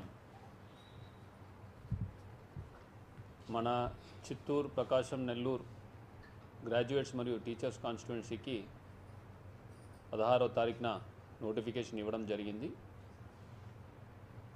దాంట్లో భాగంగానే 16వ తారీఖు నుంచి నిన్నటి వరకు నోటిఫికేషన్ మన నామినేషన్స్ తీసుకోవడం జరిగింది. ఈరోజు మనకు స్క్రూటినీ కూడా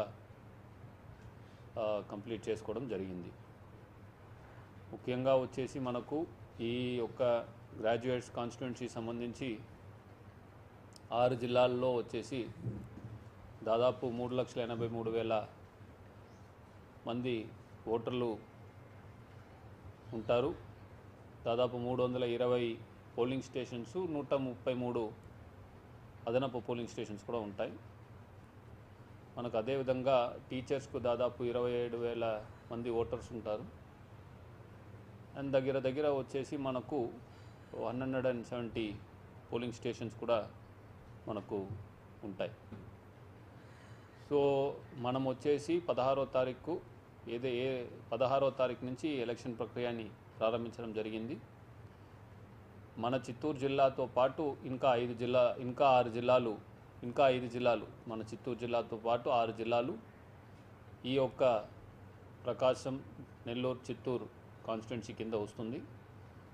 సో ఎలక్షన్ కమిషన్ ఇచ్చిన ఆదేశాల ప్రకారం ఆ జిల్లాలో ఉన్నటువంటి కలెక్టర్లు, అదేవిధంగా డిఆర్ఓ, ఆర్డీఓస్ అందరితో కూడా వీడియో కాన్ఫరెన్స్ ద్వారా కూడా సమీక్ష ఏర్పాటు చేసి ఈ 6 జిల్లాల్లో కూడా వచ్చేసి ఏర్పాటు చేయాల్సిన అన్ని ఏర్పాట్ల గురించి కూడా చర్చించుకోవడం జరిగింది.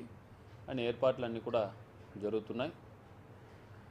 మనకు ఈరోజు స్క్రూటనీ అయిన తర్వాత గ్రాడ్యుయేట్స్కి వచ్చేసి 23 క్యాండిడేట్లు ఉన్నారు. అండ్ టీచర్స్కి వచ్చేసి 8 క్యాండిడేట్లు ఉన్నారు. ఇంకా మనకు 27వ తారీఖు వరకు ఈ విత్డ్రాయల్ కూడా ఉంటుంది. కాబట్టి విత్డ్రాయల్ అయిన తర్వాత మనకు ఫైనల్ లిస్ట్ ఆఫ్ క్యాండిడేట్స్ అనేది మనం ఇవ్వడం అనేది జరుగుతుంది. ఈ ఓటింగ్ వచ్చేసి మీ అందరు కూడా తెలుసు, మనకు పేపర్ బ్యాలెట్ ఉంటుంది. దానికి కావాల్సిన అన్ని బ్యాలెట్ బాక్సెస్ అన్నీ కూడా అన్ని జిల్లాల్లో కూడా ఏర్పాటు చేసుకోవడం అనేది జరుగుతుంది. అదేవిధంగా మనకు ఈ యొక్క పోలింగ్ ప్రక్రియలో పనిచేయాల్సిన సిబ్బంది అందరినీ కూడా షార్ట్ లిస్ట్ చేస్తూ త్వరలో వాళ్ళకు కూడా శిక్షణ ఇస్తూ ఎట్లా ఈ ప్రక్రియ మొత్తం ముందుకు తీసుకెళ్లాలని వాళ్ళు కూడా శిక్షణ ఇస్తూ ముందుకెళ్తాము. అదేవిధంగా రేపు 27వ తారీఖు మొత్తం ఈ క్యాండిడేట్స్ లిస్ట్ అంతా ఫైనల్ అయిన తర్వాత ఈ ఓటర్ లిస్టు వచ్చేసి మనకు క్యాండిడేట్స్కి ఇవ్వడం ఇవన్నీ కూడా కార్యక్రమాలు కూడా జరుగుతాయి. మనకు ఈ యొక్క ఎలక్షన్కు వచ్చేసి మిగిలిన అన్ని ఏర్పాట్లు కూడా టైం టు టైం సక్రమంగా జరిగేదానికి ఎలక్షన్ కమిషన్ ఒక ఆదేశాలు వాళ్ళు ఇచ్చినటువంటి చెక్ లిస్ట్ ప్రకారం ఏమేమి ఏర్పాట్లు చేయాలో అవన్నిటికి కూడా చక్కగా ప్రతి ఒక్క జిల్లాలో కూడా నోడల్ ఆఫీసర్ని కూడా అపాయింట్ చేస్తూ, ఉదాహరణకి బ్యాలెట్ బాక్స్లు ఒక ఆఫీసర్ ఆ రిపేర్లు కానీ ఏర్పాటు చేసుకోవడం, మెటీరియల్స్ అన్నీ తయారు చేసుకోవడానికి ఒక బృందం, ఈ ట్రైనింగ్ ఇవ్వడానికి ఒక బృందం అని 6 జిల్లాల్లో కూడా ఆ ఒక్క ప్రక్రియ జరుగుతుంది. ఖచ్చితంగా ప్రజలు ఈ మన ఓటర్లు అదేవిధంగా మీ అందరి సహకారంతో కూడా ఈ యొక్క ఎలక్షన్ బాగా చేస్తామని సందర్భంగా తెలియజేసుకుంటున్నాం.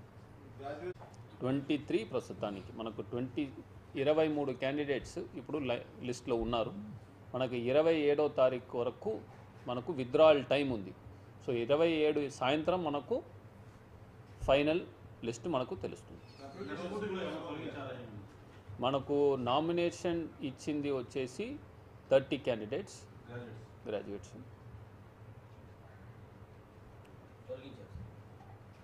So after scrutiny there are 23 validly nominated candidates. Local bodies నేను I'm not the RO. Okay, teacher scrutiny అయింది. there are 8 members, all 8 are validly nominated. Polling కేంద్రంకు సంబంధించి వచ్చేసి మనకు గ్రాడ్యుయేట్స్కు విడిగా టీచర్స్కి విడిగా పోలింగ్ కేంద్రం ఉంది. ఆల్రెడీ అవన్నీ గుర్తించి ఆల్రెడీ నోటీస్ బోర్డులో కూడా వచ్చేసి election commission of India finalise చేసినటువంటి ఫైనల్గా అప్రూవల్ ఇచ్చినటువంటి లిస్ట్ని కూడా పెట్టడం జరిగింది.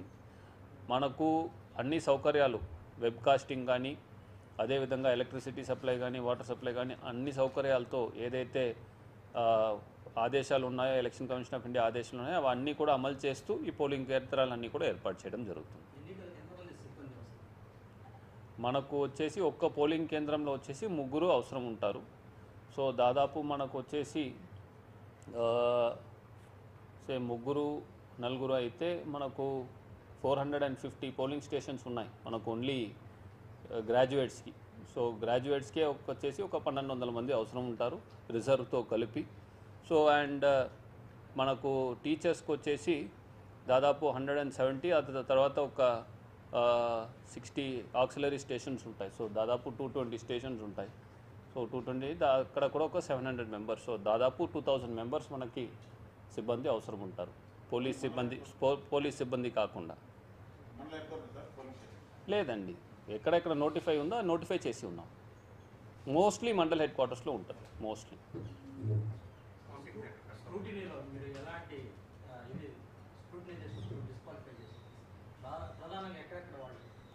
No, we cannot comment on such things. We can only follow the norms given by Election Commission of India. Proposal అయితే కౌంటింగ్ ప్రపోజల్ అయితే కౌంటింగ్ సెంటర్ ప్రపోజల్ అయితే election commission of ఇండియాకు పంపించి ఉన్నాము. Election commission of India approval వచ్చిన తర్వాత దాని గురించి మీకు కూడా తెలియజేస్తాం. వచ్చినాక చెప్తాను. చిత్తూరులోనే అండి, వచ్చినాక చెప్తాను. ఎక్కడని వచ్చినాక చెప్తాను అంటున్నాను. ఎందుకంటే నేను ఇప్పుడు అనౌన్స్ చేస్తే మళ్ళీ అది ఎలక్షన్ కమిషన్ నుంచి అది అప్రూవల్ రాకుండా వేరే మారుతుంది, అది కన్ఫ్యూషన్ వస్తుంది. అందుకే నేను చెప్పడం లేదు.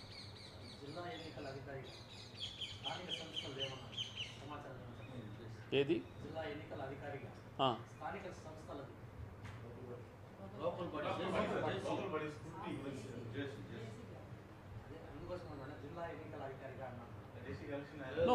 ప్రశ్న కరెక్ట్గా అడగండి.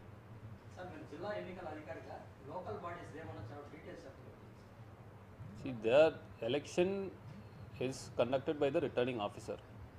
Okay. సో మీకు ఏమైనా డౌట్ ఉంటే రిటర్నింగ్ ఆఫీసర్ని అడగగలరు.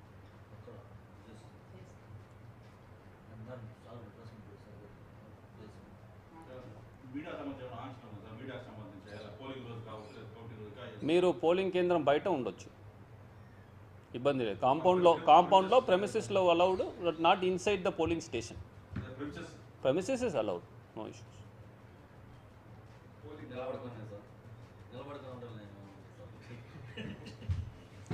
మీరు ఆఫ్ చేస్తే ఇంకా కరెక్ట్గా చెప్తాను.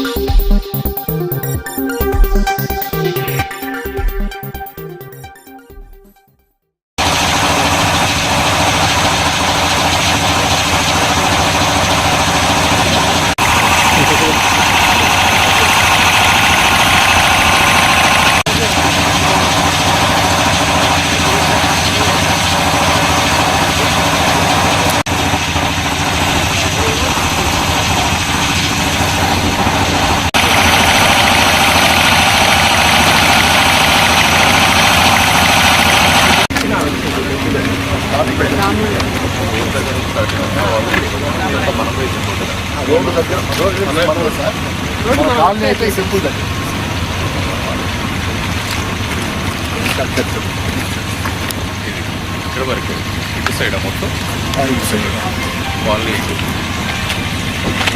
హై స్కూల్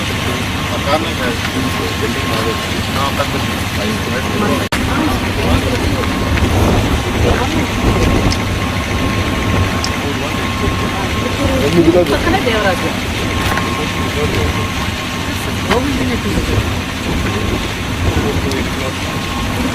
మనకు 495 మనం 304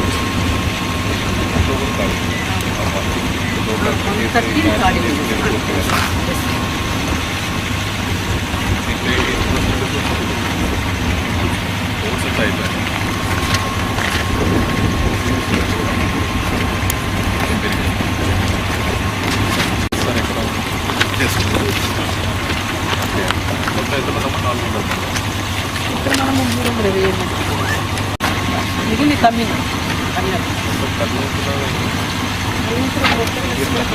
PDF 107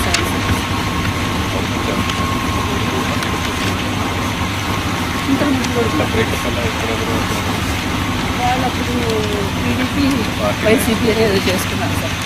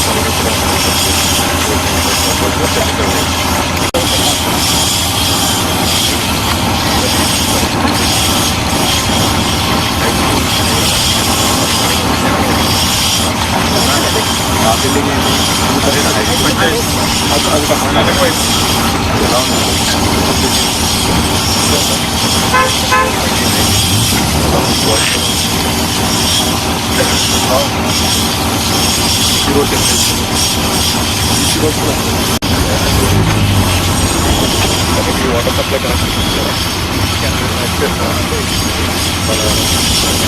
బిల్డింగ్స్ ఉన్నాక బిల్డింగ్స్ మనము బ్లాక్లకి మనం అక్కడ పాయింట్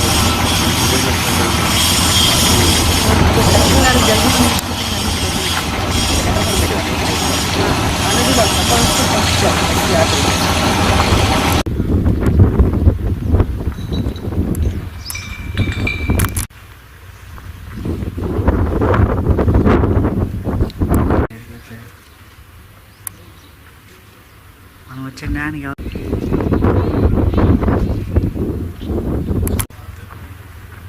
ఏంది అన్ని పిచ్చి చెట్లు చెప్తుంది.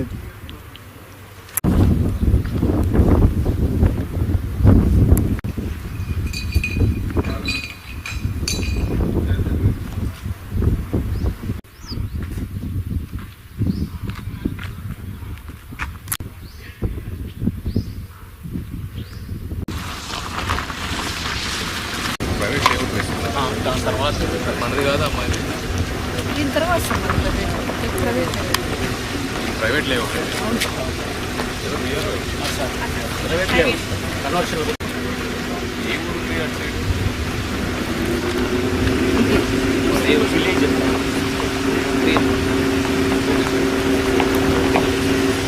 మన ప్లేస్ మీద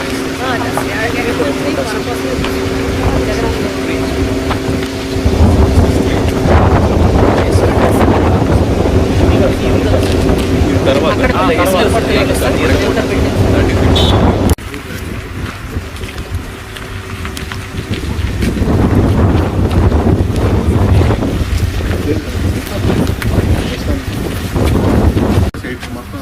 24 rooms, 3 blocks.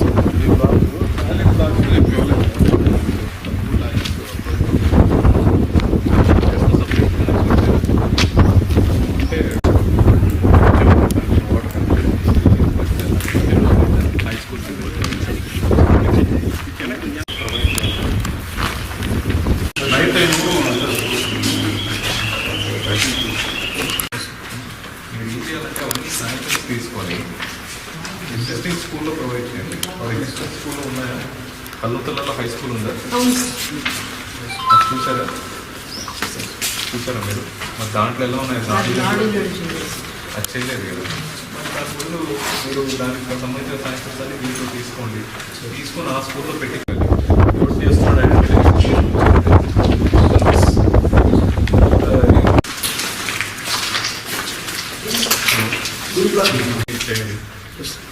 Let the police prosecute, identify those idiots and book them. This is not acceptable. ఇంకా యాక్చువల్గా గోవిందీలో కూడా ఈ తలగొడుతున్నారని నేను మళ్ళీ ఉడిని మార్చేసాను సార్.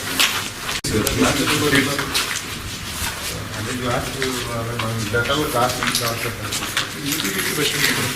విండోస్ గ్లాస్ ఇంకా డెఫినెట్గా పగులుతాయి. ఎందుకు ఇంకా గ్లాస్ ఎవరు పెడుతున్నారండి? మొబైల్ పవర్ గ్లాస్ ఎనీవే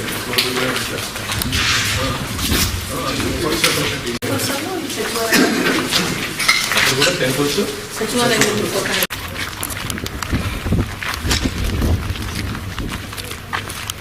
మంచిగా ప్రైవేట్లీ యూజ్ చేస్తున్నాడు దీన్ని అనుకునే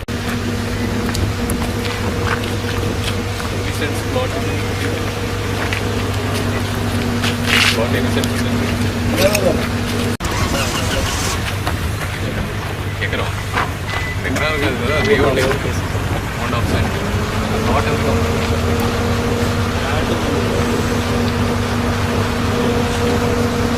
ఎకరం 10 లక్షలు ప్లాట్ 4 వాళ్ళు అట్లా రేపు కొన్నారు.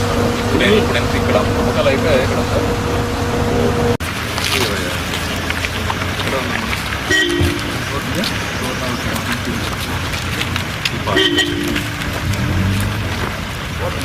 ఫ్రీ ఎక్కడ ఉన్నాయి?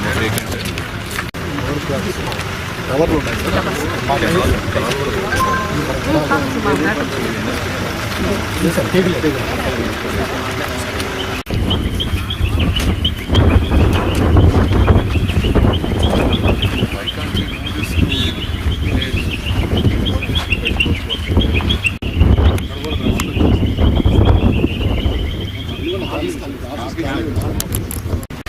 జిఎల్ఎస్ఆర్ సరిపోతుంది అయితే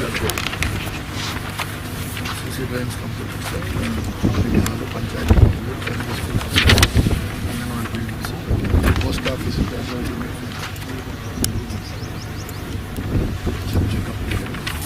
బిల్డింగ్స్ క్వాలిటీ కొంచెం జాగ్రత్తగా చూసుకోండి. ఈ సచివాలయం ఇవన్నీ ఎక్కడ పెట్టారు? స్టార్టింగ్లో పెట్టాం సార్, ఎందుకంటే వాళ్ళు వాళ్ళకు కూడా రావడానికి. అంతే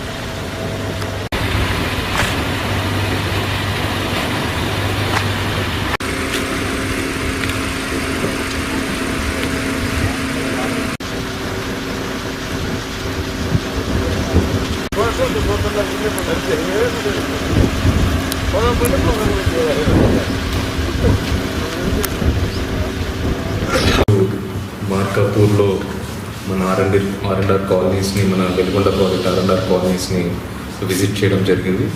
అలాగే departmental officers, land acquisition, R and R మరియు ఇంజనీరింగ్ వాళ్ళతో ప్రాజెక్ట్ ఆర్ఎండ్ఆర్ వర్క్స్ మీద, అలాగే ఆర్ఎండ్ఆర్ బెనిఫిషరీస్ సెలెక్షన్, ఫైనలైజేషన్ మీద కూడా ఒక రివ్యూ మీటింగ్ చేయడం జరుగుతుంది. దీంట్లో మనతో పాటు సబ్ కలెక్టర్ గారు, special collector, SC irrigation projects వీళ్ళందరూ కూడా పార్టిసిపేట్ చేయడం జరిగింది. ఆర్ఎండ్ఆర్ బెనిఫిషరీస్ వరకు వస్తే మనం ఇప్పటి వరకు పాస్ చేసిన అవార్డ్స్ కాకుండా మిగిలిన ఆల్ బెనిఫిషరీస్ సంబంధించిన verification process, scrutiny process complete చేసి ఒక లిస్ట్ అనేది, ఎలిజిబుల్ లిస్ట్, ఇనెలిజిబుల్ లిస్ట్ అనేది మనం గ్రామ సచివాలయాల్లో, గ్రామ పంచాయతీల్లో పబ్లిష్ చేయడం జరిగింది.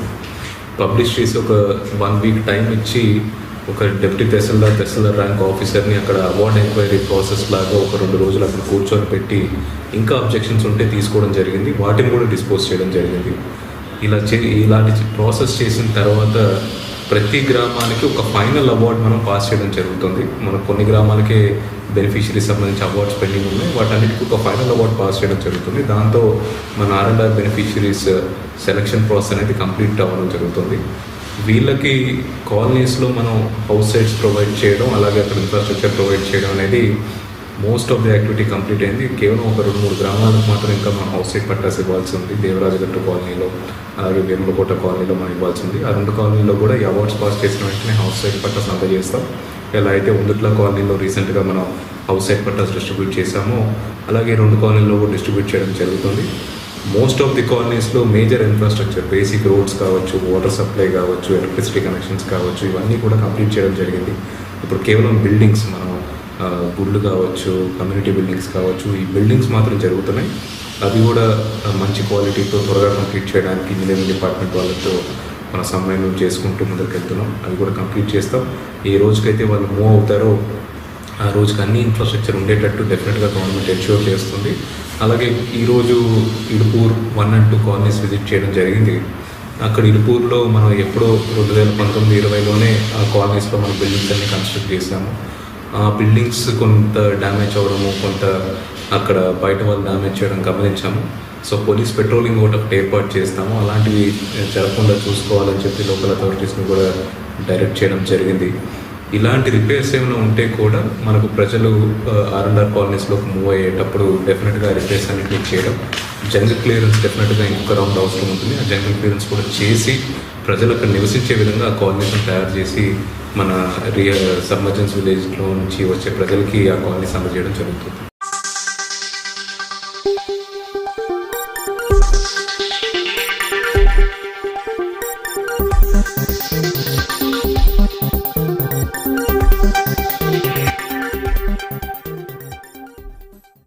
Said any of us walking through a brick wall were just too big. But if we were going to solve the blood vessel problem, we had to solve this problem. So I spent 2 years working in a laboratory experimenting with different techniques, and I found over 200 different ways to get this to not work. But if we could go to the next slide, eventually I was able to make little microparticles. You see one on the left, or nanoparticles. We can cut them in half on the right. And what we were able to show and published in Nature, the journal, next slide, was that if you did this, you could release molecules of any size. And this was actually the very first time that also nucleic acids were released.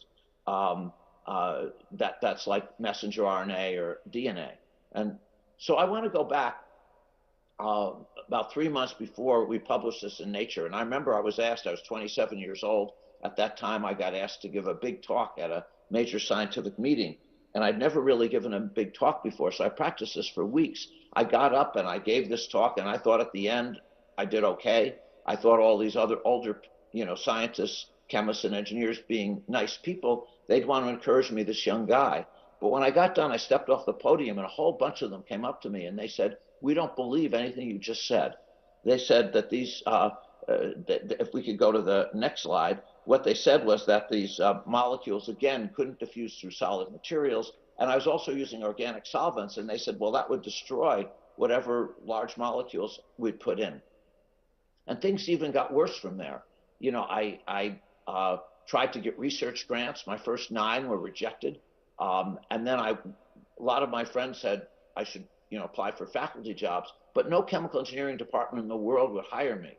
They all said this biological stuff I was doing didn't make any sense for a chemical engineering department, that I should be doing oil or something like that. So I didn't get any jobs. Eventually, I got one in a nutrition department. And the reason I got it was the head of the department was kind of a benevolent dictator kind of department head. He liked me and offered me the job. But he didn't bother to ask anybody else in the department what they thought. Now, that might have been okay, except for one thing, which was the year after I joined the department, he left. And then a lot of the senior faculty decided to give me advice, and their advice is I should leave too. In fact, on the next slide, this is from a good friend of mine, Mike Marletta, who is a very famous chemist, member of the National Academy and head of Berkeley's chemistry department for many years. And here he was describing what it was like to be with me in 1979. I'll just read it. He said, one evening he went to a faculty dinner at a Chinese restaurant with me and some senior professors. He said, a senior scientist sat quizzing us while smoking a cigar. He said, when the older scientist heard my concepts for drug delivery, he blew a cloud of smoke in my face and said, you better start looking for another job. So this was all very discouraging, but I really believed in what I was doing, so I kept trying. And we not only did make the nanoparticles and microparticles, but, and I'm going to show you a bloody slide, but there's no other way to show this, but we were able to use it to isolate the very first blood vessel inhibitors and provide ways for people to do this all in the future. And the next slide shows that. This is from a paper we wrote in Science in 1976, and we did maybe 2,000 eyes on the left of controls, and all of them, you got the sheet of blood vessels, as you see, and the tumors always grew. But on the right, look at how different that is. The blood vessels are sparser, they're lower, they avoid the tumor. And this showed that you could actually stop blood vessels and could even stop tumor growth in animals. Now, medicine isn't fast. It took another 28 years and great work from companies like Genentech before the first blood vessel inhibitors were approved. But on the next slide, what you see is starting 28 years after that Science paper, one after the next blood vessel inhibitor is approved by FDA. Avastin, the first of these, is maybe the second or third largest biotech drug from a sales standpoint in history. And there are many, many others that have led to all kinds of treatment for cancer, different cancers, and also for diseases of blindness in the back of the eye, like macular degeneration and diabetic retinopathy. And these drugs, like Eylea and Lucentis, are also multi-billion-dollar blockbuster drugs. And the approvals continue all the time. Another thing that we did and that was unusual in the 1970s was file a patent. Children's Hospital had never had one where I was working. But Dr. Folkman and I filed one, and 5 years in a row, it got rejected. And everybody told me to give up at the hospital. They said the examiner will never allow it. But I don't like to give up, as you can probably tell by now. So I tried to think, as I told you in the beginning, everybody told us this was impossible. It could never work. I wondered whether anybody wrote this down. So after 5 years of rejection, in 1982, I did a literature search. And the next slide shows one of the things I found, because I thought maybe somebody wrote this down. And I found out, and I had no idea this was written, that these 5 famous scientists described the field in 1979. They said generally the agent to be released is a relatively small molecule with a molecular weight no larger than a few hundred. One would not expect that macromolecules could be released by such a technique because of their extremely small permeation rates.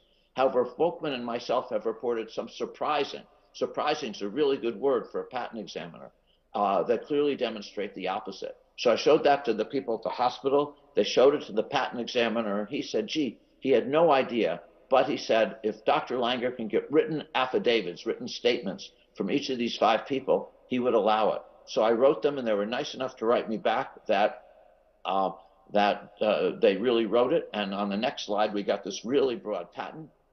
And with that, we would license it to companies, we'd teach companies. And now, based on this, there's many, many products based on these ideas, all used by hundreds of millions of people all over the world. Some pictures are shown on the next slide.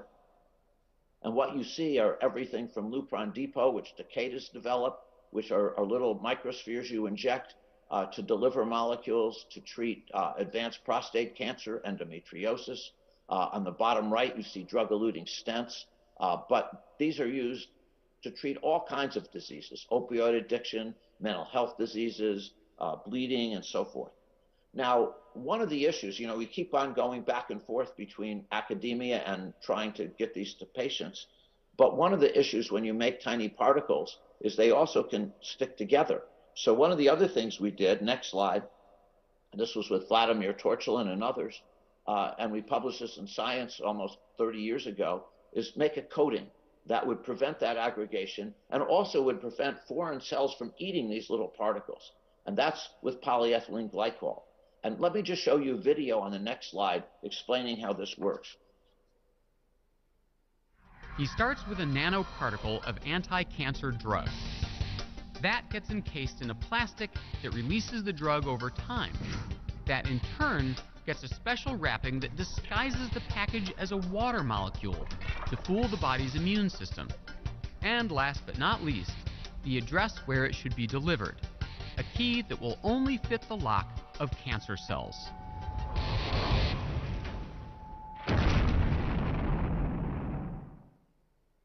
Now, I should tell you that the clinicians I work with tell me it really doesn't blow the cell up that way, but I think you get the idea. And you could use this for small molecules, but also for siRNA, and as I'm going to now tell you, messenger RNA. And with respect to that, next slide. In 2010, Derek Rossi, Nubar Fayan, Ken Chen, and myself had this idea that we could make a company to do messenger RNA therapeutics. Now, by this time, protein therapeutics had become quite successful, but it takes a long time to make protein therapeutics or vaccines. Like, think about eggs. You have to start a year in advance to make a flu vaccine. But with messenger RNA, you could actually have the body be a factory. You could just take the messenger RNA, put it in a nanoparticle, and inject it into the body, and the body will do all the work. And not only that, but on the next slide, what you could do is treat diseases you could never treat before, like intracellular or membrane-bound proteins that are effective. So let me just give you some examples of this. We started in 2010 and started this company, Moderna. By early 2020, we had 13 products in clinical trials. None had been approved. And then, as you know, COVID hit. But I want to show you the timeline to give you an idea of how powerful this technology is. Next slide.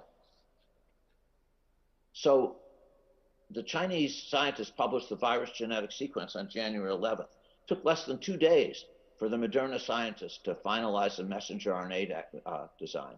It put it in the nanoparticles, but in February, we'd already had it made and sent to NIH for testing, and the first patients were treated just within another month. So just about 4 days, and then we were able to start clinical trials.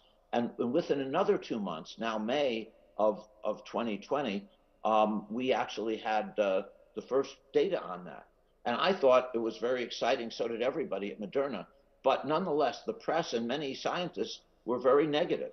Let me just show you the headlines of the Boston Globe, my local newspaper, which is seen all over the world, what they did now on May 19th, 2020. Next slide. And what they said, this is not how you do science, with my picture underneath it. Now, I want to go 6 months after that. 6 months after that, we'd completed what's called the phase 3 trial. It was 30,000 patients. 15,000 get treated, and 15,000 get a placebo. Of those 15,000 that were treated, and I remember being in the room when we broke the code that November of 2020, of those 15,000, not a single one died, not a single one went to the hospital, and it was 94% effective. And this is now approved and used all over the world. The next slide just shows you a picture of that vaccine. And the next slide shows you some of the data that you can tremendously prevent hospitalizations. This is from the Mayo Clinic, Center for Disease Control. And you can see that boosters also help tremendously. And the next slide is from the Mayo Clinic that just shows the different vaccines' effectiveness, that the Moderna one was the most effective. But Pfizer and BioNTech, also using nanoparticles, with messenger RNA were also quite effective. And finally, on the very last slide, is that you don't have to limit this just to COVID. In fact, this could be useful for any vaccine, maybe any therapeutic. And what Moderna recently, along with Merck, noted is in a phase 2 trial with 157 patients with advanced melanoma, what we did is create a personalized cancer vaccine. You do that by looking at the top 34 mutations in the patient's cancer cells. You take that genetic code and you create an mRNA vaccine in the same way that was done with COVID vaccines, just putting the mRNA in nanoparticles to protect it. Then you inject it into these patients, and every patient gets a different one based on what their neoepitopes are. So it's very personalized. And what we did in the trial is half get Keytruda, that's a major immunotherapy drug, it's been incredibly effective, and half get Keytruda puts this personalized cancer vaccine. And amazingly, the data were quite remarkable. The risk of recurrence or death was reduced by 44%. And actually, Moderna also now has published, cited using this for RSV vaccines. And I think this is just the tip of the iceberg of what I hope we'll see for modern medicine. Thank you so much again for having me, and I'm happy to answer any questions.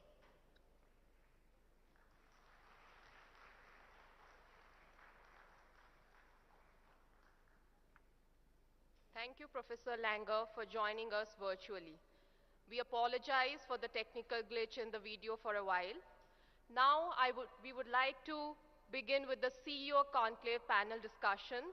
For that, I would like to invite the moderator of the session, Ms. Shireen Bhan, Managing Director, CNBC TV 18, on the stage and introduce the esteemed panelists.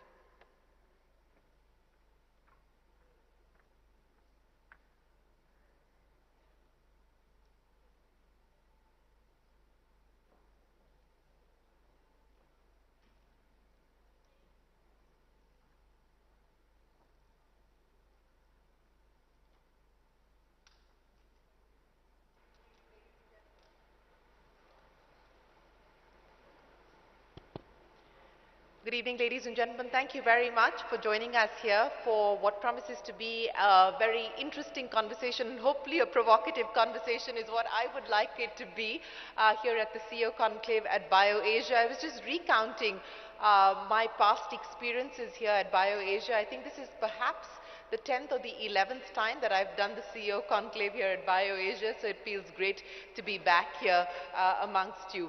Without further ado, let me welcome our panelists on stage. If they could join me here, Satish Reddy, Chairman of Dr. Reddy's. Ladies and gentlemen, a big round of applause for our panelists here this evening.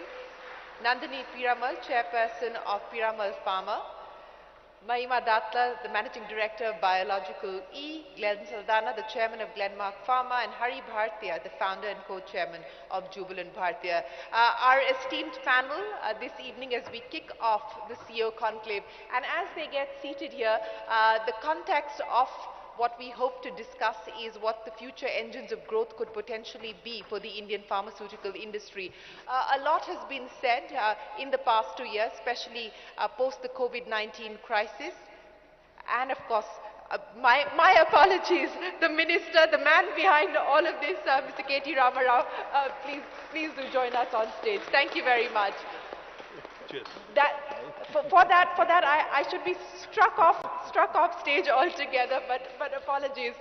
So again, as I was saying, let me set the context for the conversation that we intend to have here. Through the course of the pandemic, there's been a lot of focus and a lot of attention on the Indian pharmaceutical industry. But more importantly, I think the question now is how do we move, and this is a conversation that I was having with the minister earlier today, how do we move from volume to value? And this is not a new conversation for any of you here in this room. I think this is something that the pharma industry and the CEOs here on this panel have been grappling with. We have seen some changes being made, but there is a long distance to go. So without further ado, let me get the minister to kickstart on that. To carry forward the conversation that we were having this morning on what it will actually take to create an enabling environment for the Indian pharma sector to move from volume to value, and where do you believe we stand in that journey today? Thank you, Shireen. Thank you for this opportunity. No, I was actually made a part of the panel just to listen in, actually. I mean, I think I wanted to hear from the captains of the industry on what they would like to see, happen in the states, at the center, and how a state like Telangana can actually do policy advocacy in terms of what the industry wants and how possibly we can get a few things done for them. But having said that, I think, just to give my state's perspective, my city's perspective, Telangana today, in fact, is one of the leading powerhouses of life sciences in the world, not just in India. As I was mentioning earlier, not only pharmaceuticals, but vaccines, biotech, and then we have medtech, and now health tech. I think all of these areas, Telangana continues to be a very, very dominant player with the who's who of the industry from across the world, making it one of their most important hubs. But like you said, if we have to move from volume to value approach, I think the three key things. One, innovation. I think that is extremely important because as we move forward, we see lots of innovation coming in the form of, as Vas was mentioning this morning, augmented intelligence, not artificial intelligence, but augmented intelligence. I think that's going to be one of the key things. Secondly, we have to operate on scale if we really have to ensure that we compete with the large manufacturing countries of the world, destinations of the world. We have to operate and think on scale. And thirdly, most importantly, I think IP protection and regulatory data framework that is required from the government side to make sure that any innovator feels confident that they can do business in India without having to worry about data security or data being taken away or their patent laws not being infringed upon. So I think these three things together, innovation, IP protection, and of course operating on scale, I think these three things will really make a huge difference. Yes, I would imagine that they will make a big difference, but let's address each one of them because there are whole chapters in themselves. And let's start with the issue of innovation. Satish Reddy, I'll start by talking to you. As I pointed out, this is not new. We've been discussing this on how we can move up the value chain for several years now. Now, as you look at this as a potential engine of growth, what are the constraints today? Is it capital? Is it capability? Is it confidence? What is holding back this move up the value chain? Thanks, Shireen. So definitely I don't think there is any issue when it comes to capability because India has proven that when it comes to innovation, in terms of its ability to discover drugs, it's already proven that it has the capabilities. I think what is required is, partly the first one, the capital part of it, in the sense that what you need to create is an ecosystem, right? So, and what I mean by that is, as you know, this kind of research is risky. There's just very few products which make it to the market. And if companies need to take the risk, because most of us are actually listed companies, even the people you see on stage here, we all run listed companies and we also have to show a return. So in terms of how much we can spend and the kind of risk that we need to take, it's always something that we keep calibrating. That's the large company perspective. But then if you again see startups, if you see from that perspective, the VCs have to step in. And if you talk to them, they will come in at a later stage. So who funds the early stage? So this is where we keep asking the government to also pitch in to work on, say, 2-3 fronts. One would be to say, especially, can you create a joint fund so that the VCs can come in? That's one part of it. So that at least you get started somewhere, and this is a model practiced in certain other countries like Israel, for example, would have this kind of system. The other side, we also say that, it's like when it comes to funding institutions, and that's a much bigger question to come up later, what exactly can be done in that particular space so that we can spur research, so that between industry academics there is some kind of a collaboration, and then you can create that kind of an ecosystem. The bigger thing would be regulatory revamp. I think that needs to be done. So if you ask me about what are the gaps, these are the kind of gaps.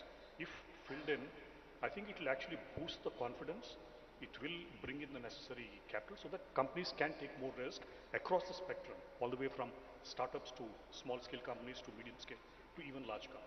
Okay, K.T. Ramarao, let me get you to respond to the capital question and if the government can play a role there at all. And to the VC point, because you do deal with VCs as well, since you are dealing with the startup ecosystem, why is that, in your assessment, you believe that VCs are more comfortable spending billions of dollars on 10-minute deliveries but not on a sector like this? No, in fact, I've been a huge champion and huge advocate. In fact, Satish knows this more than anybody else. of government incentivizing research and development. We have to. I don't think we have the luxury, because if you look at the world, you just heard Professor Robert Langer speaking. He's a professor at MIT. In the US and all the Western countries, in fact, the universities spend billions of dollars in terms of research opportunities, in terms of the kind of grants they get. Unfortunately, we don't have the luxury of a similar kind in India. So therefore, at least the least you can do is, when the private sector is investing heavy money into research and development, the least you can do is actually incentivize them to come out with more and more innovation. It could be a startup, or it could be a large global MNC, Indian MNC, which has done truly well. So I've been a huge champion, and in fact, I've been making a case to the government of India for the same as well. Well, let me get each one of you to address the capital question. Hari Bhartiya, let me start by asking you, how do we sort this out? If we are talking about engines of growth, and we believe that innovation is going to be one of the key engines of growth for this pharmaceutical industry in India to move from $40–50 billion to $100 billion plus, how do we address the capital question that continues to be on the table as a constraint? Yeah, thanks, Shireen. And firstly, before I answer your question, let me thank you, Minister, for inviting me. Thank you. First time is in BioAsia. So, when I was a young chemical engineer, that was 40 years back, for us, Hyderabad was RRL Hyderabad and IDPL. They were the two really kind of initial startups in India. We used to look for people from IDPL and used to do research work, because it was brilliant research. And if you look at that with two and maybe few more industries, that was the start. And look what an ecosystem it has come to. And I was listening to the minister, almost 40% of generics are made out of this Telangana. And in terms of vaccine volumes, we are about 30%. That's what 35%. 35% of the vaccine Of volumes global of vaccines. global is being made here.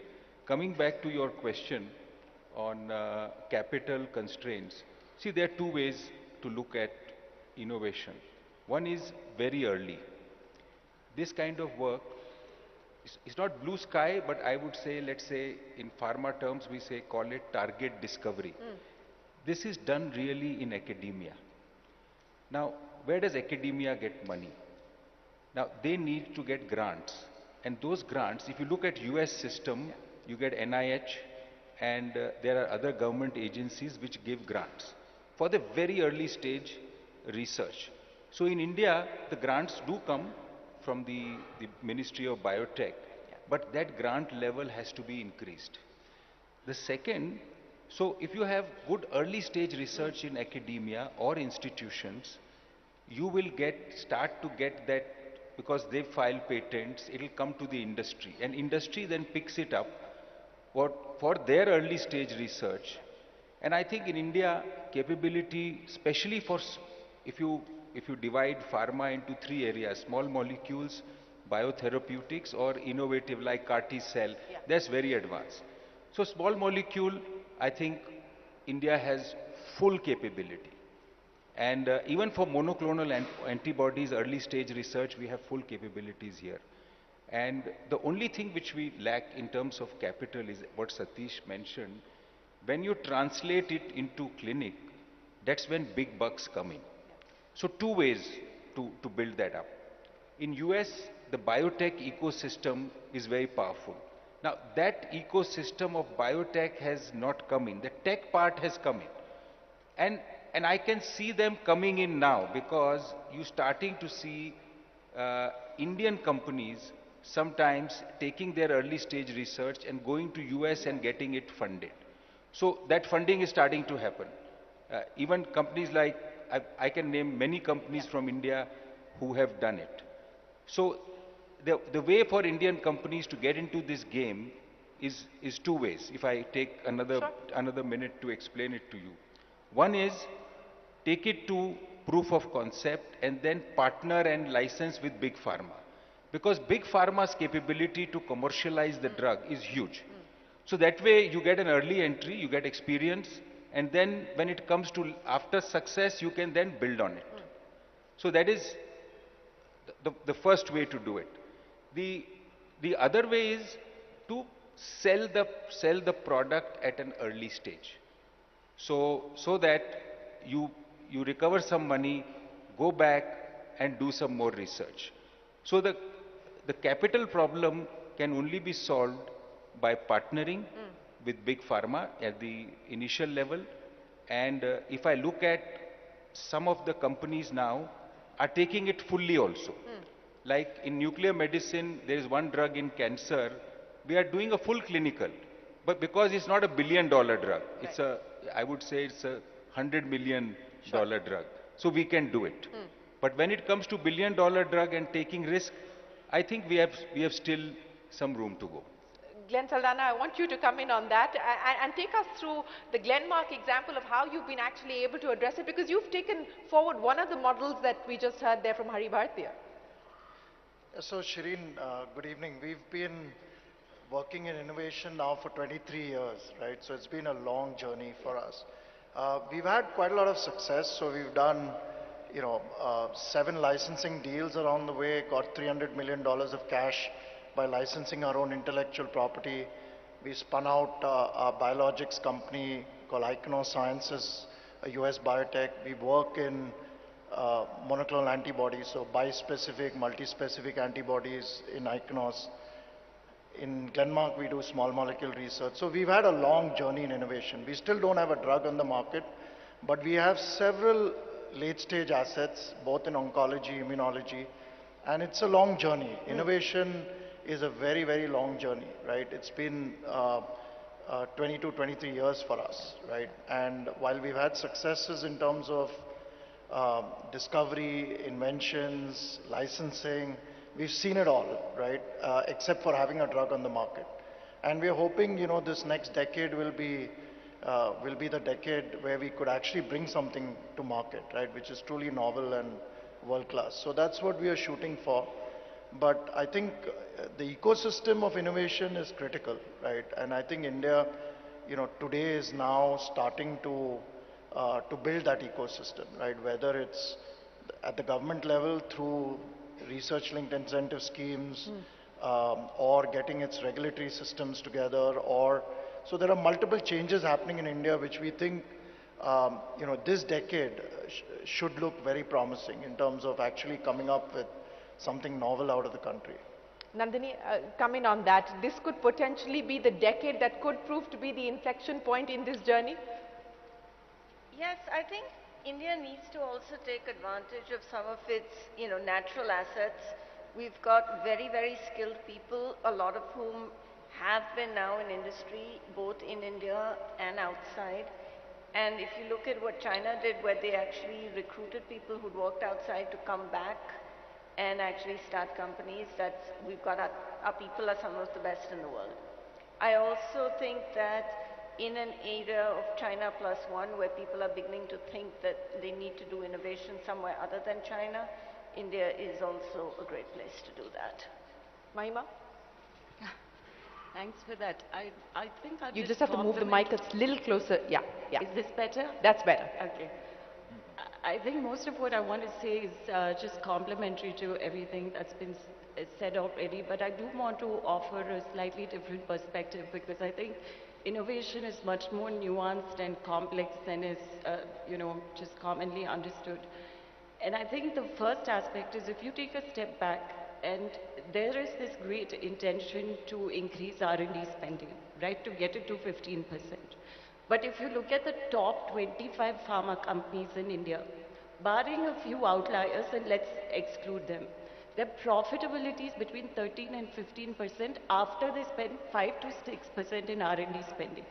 So how do we create the headspace to increase R&D spending? And as the Honorable Minister rightly pointed out, I don't think investors and shareholders are ready to reward a model that's considered high risk, long gestation period, right?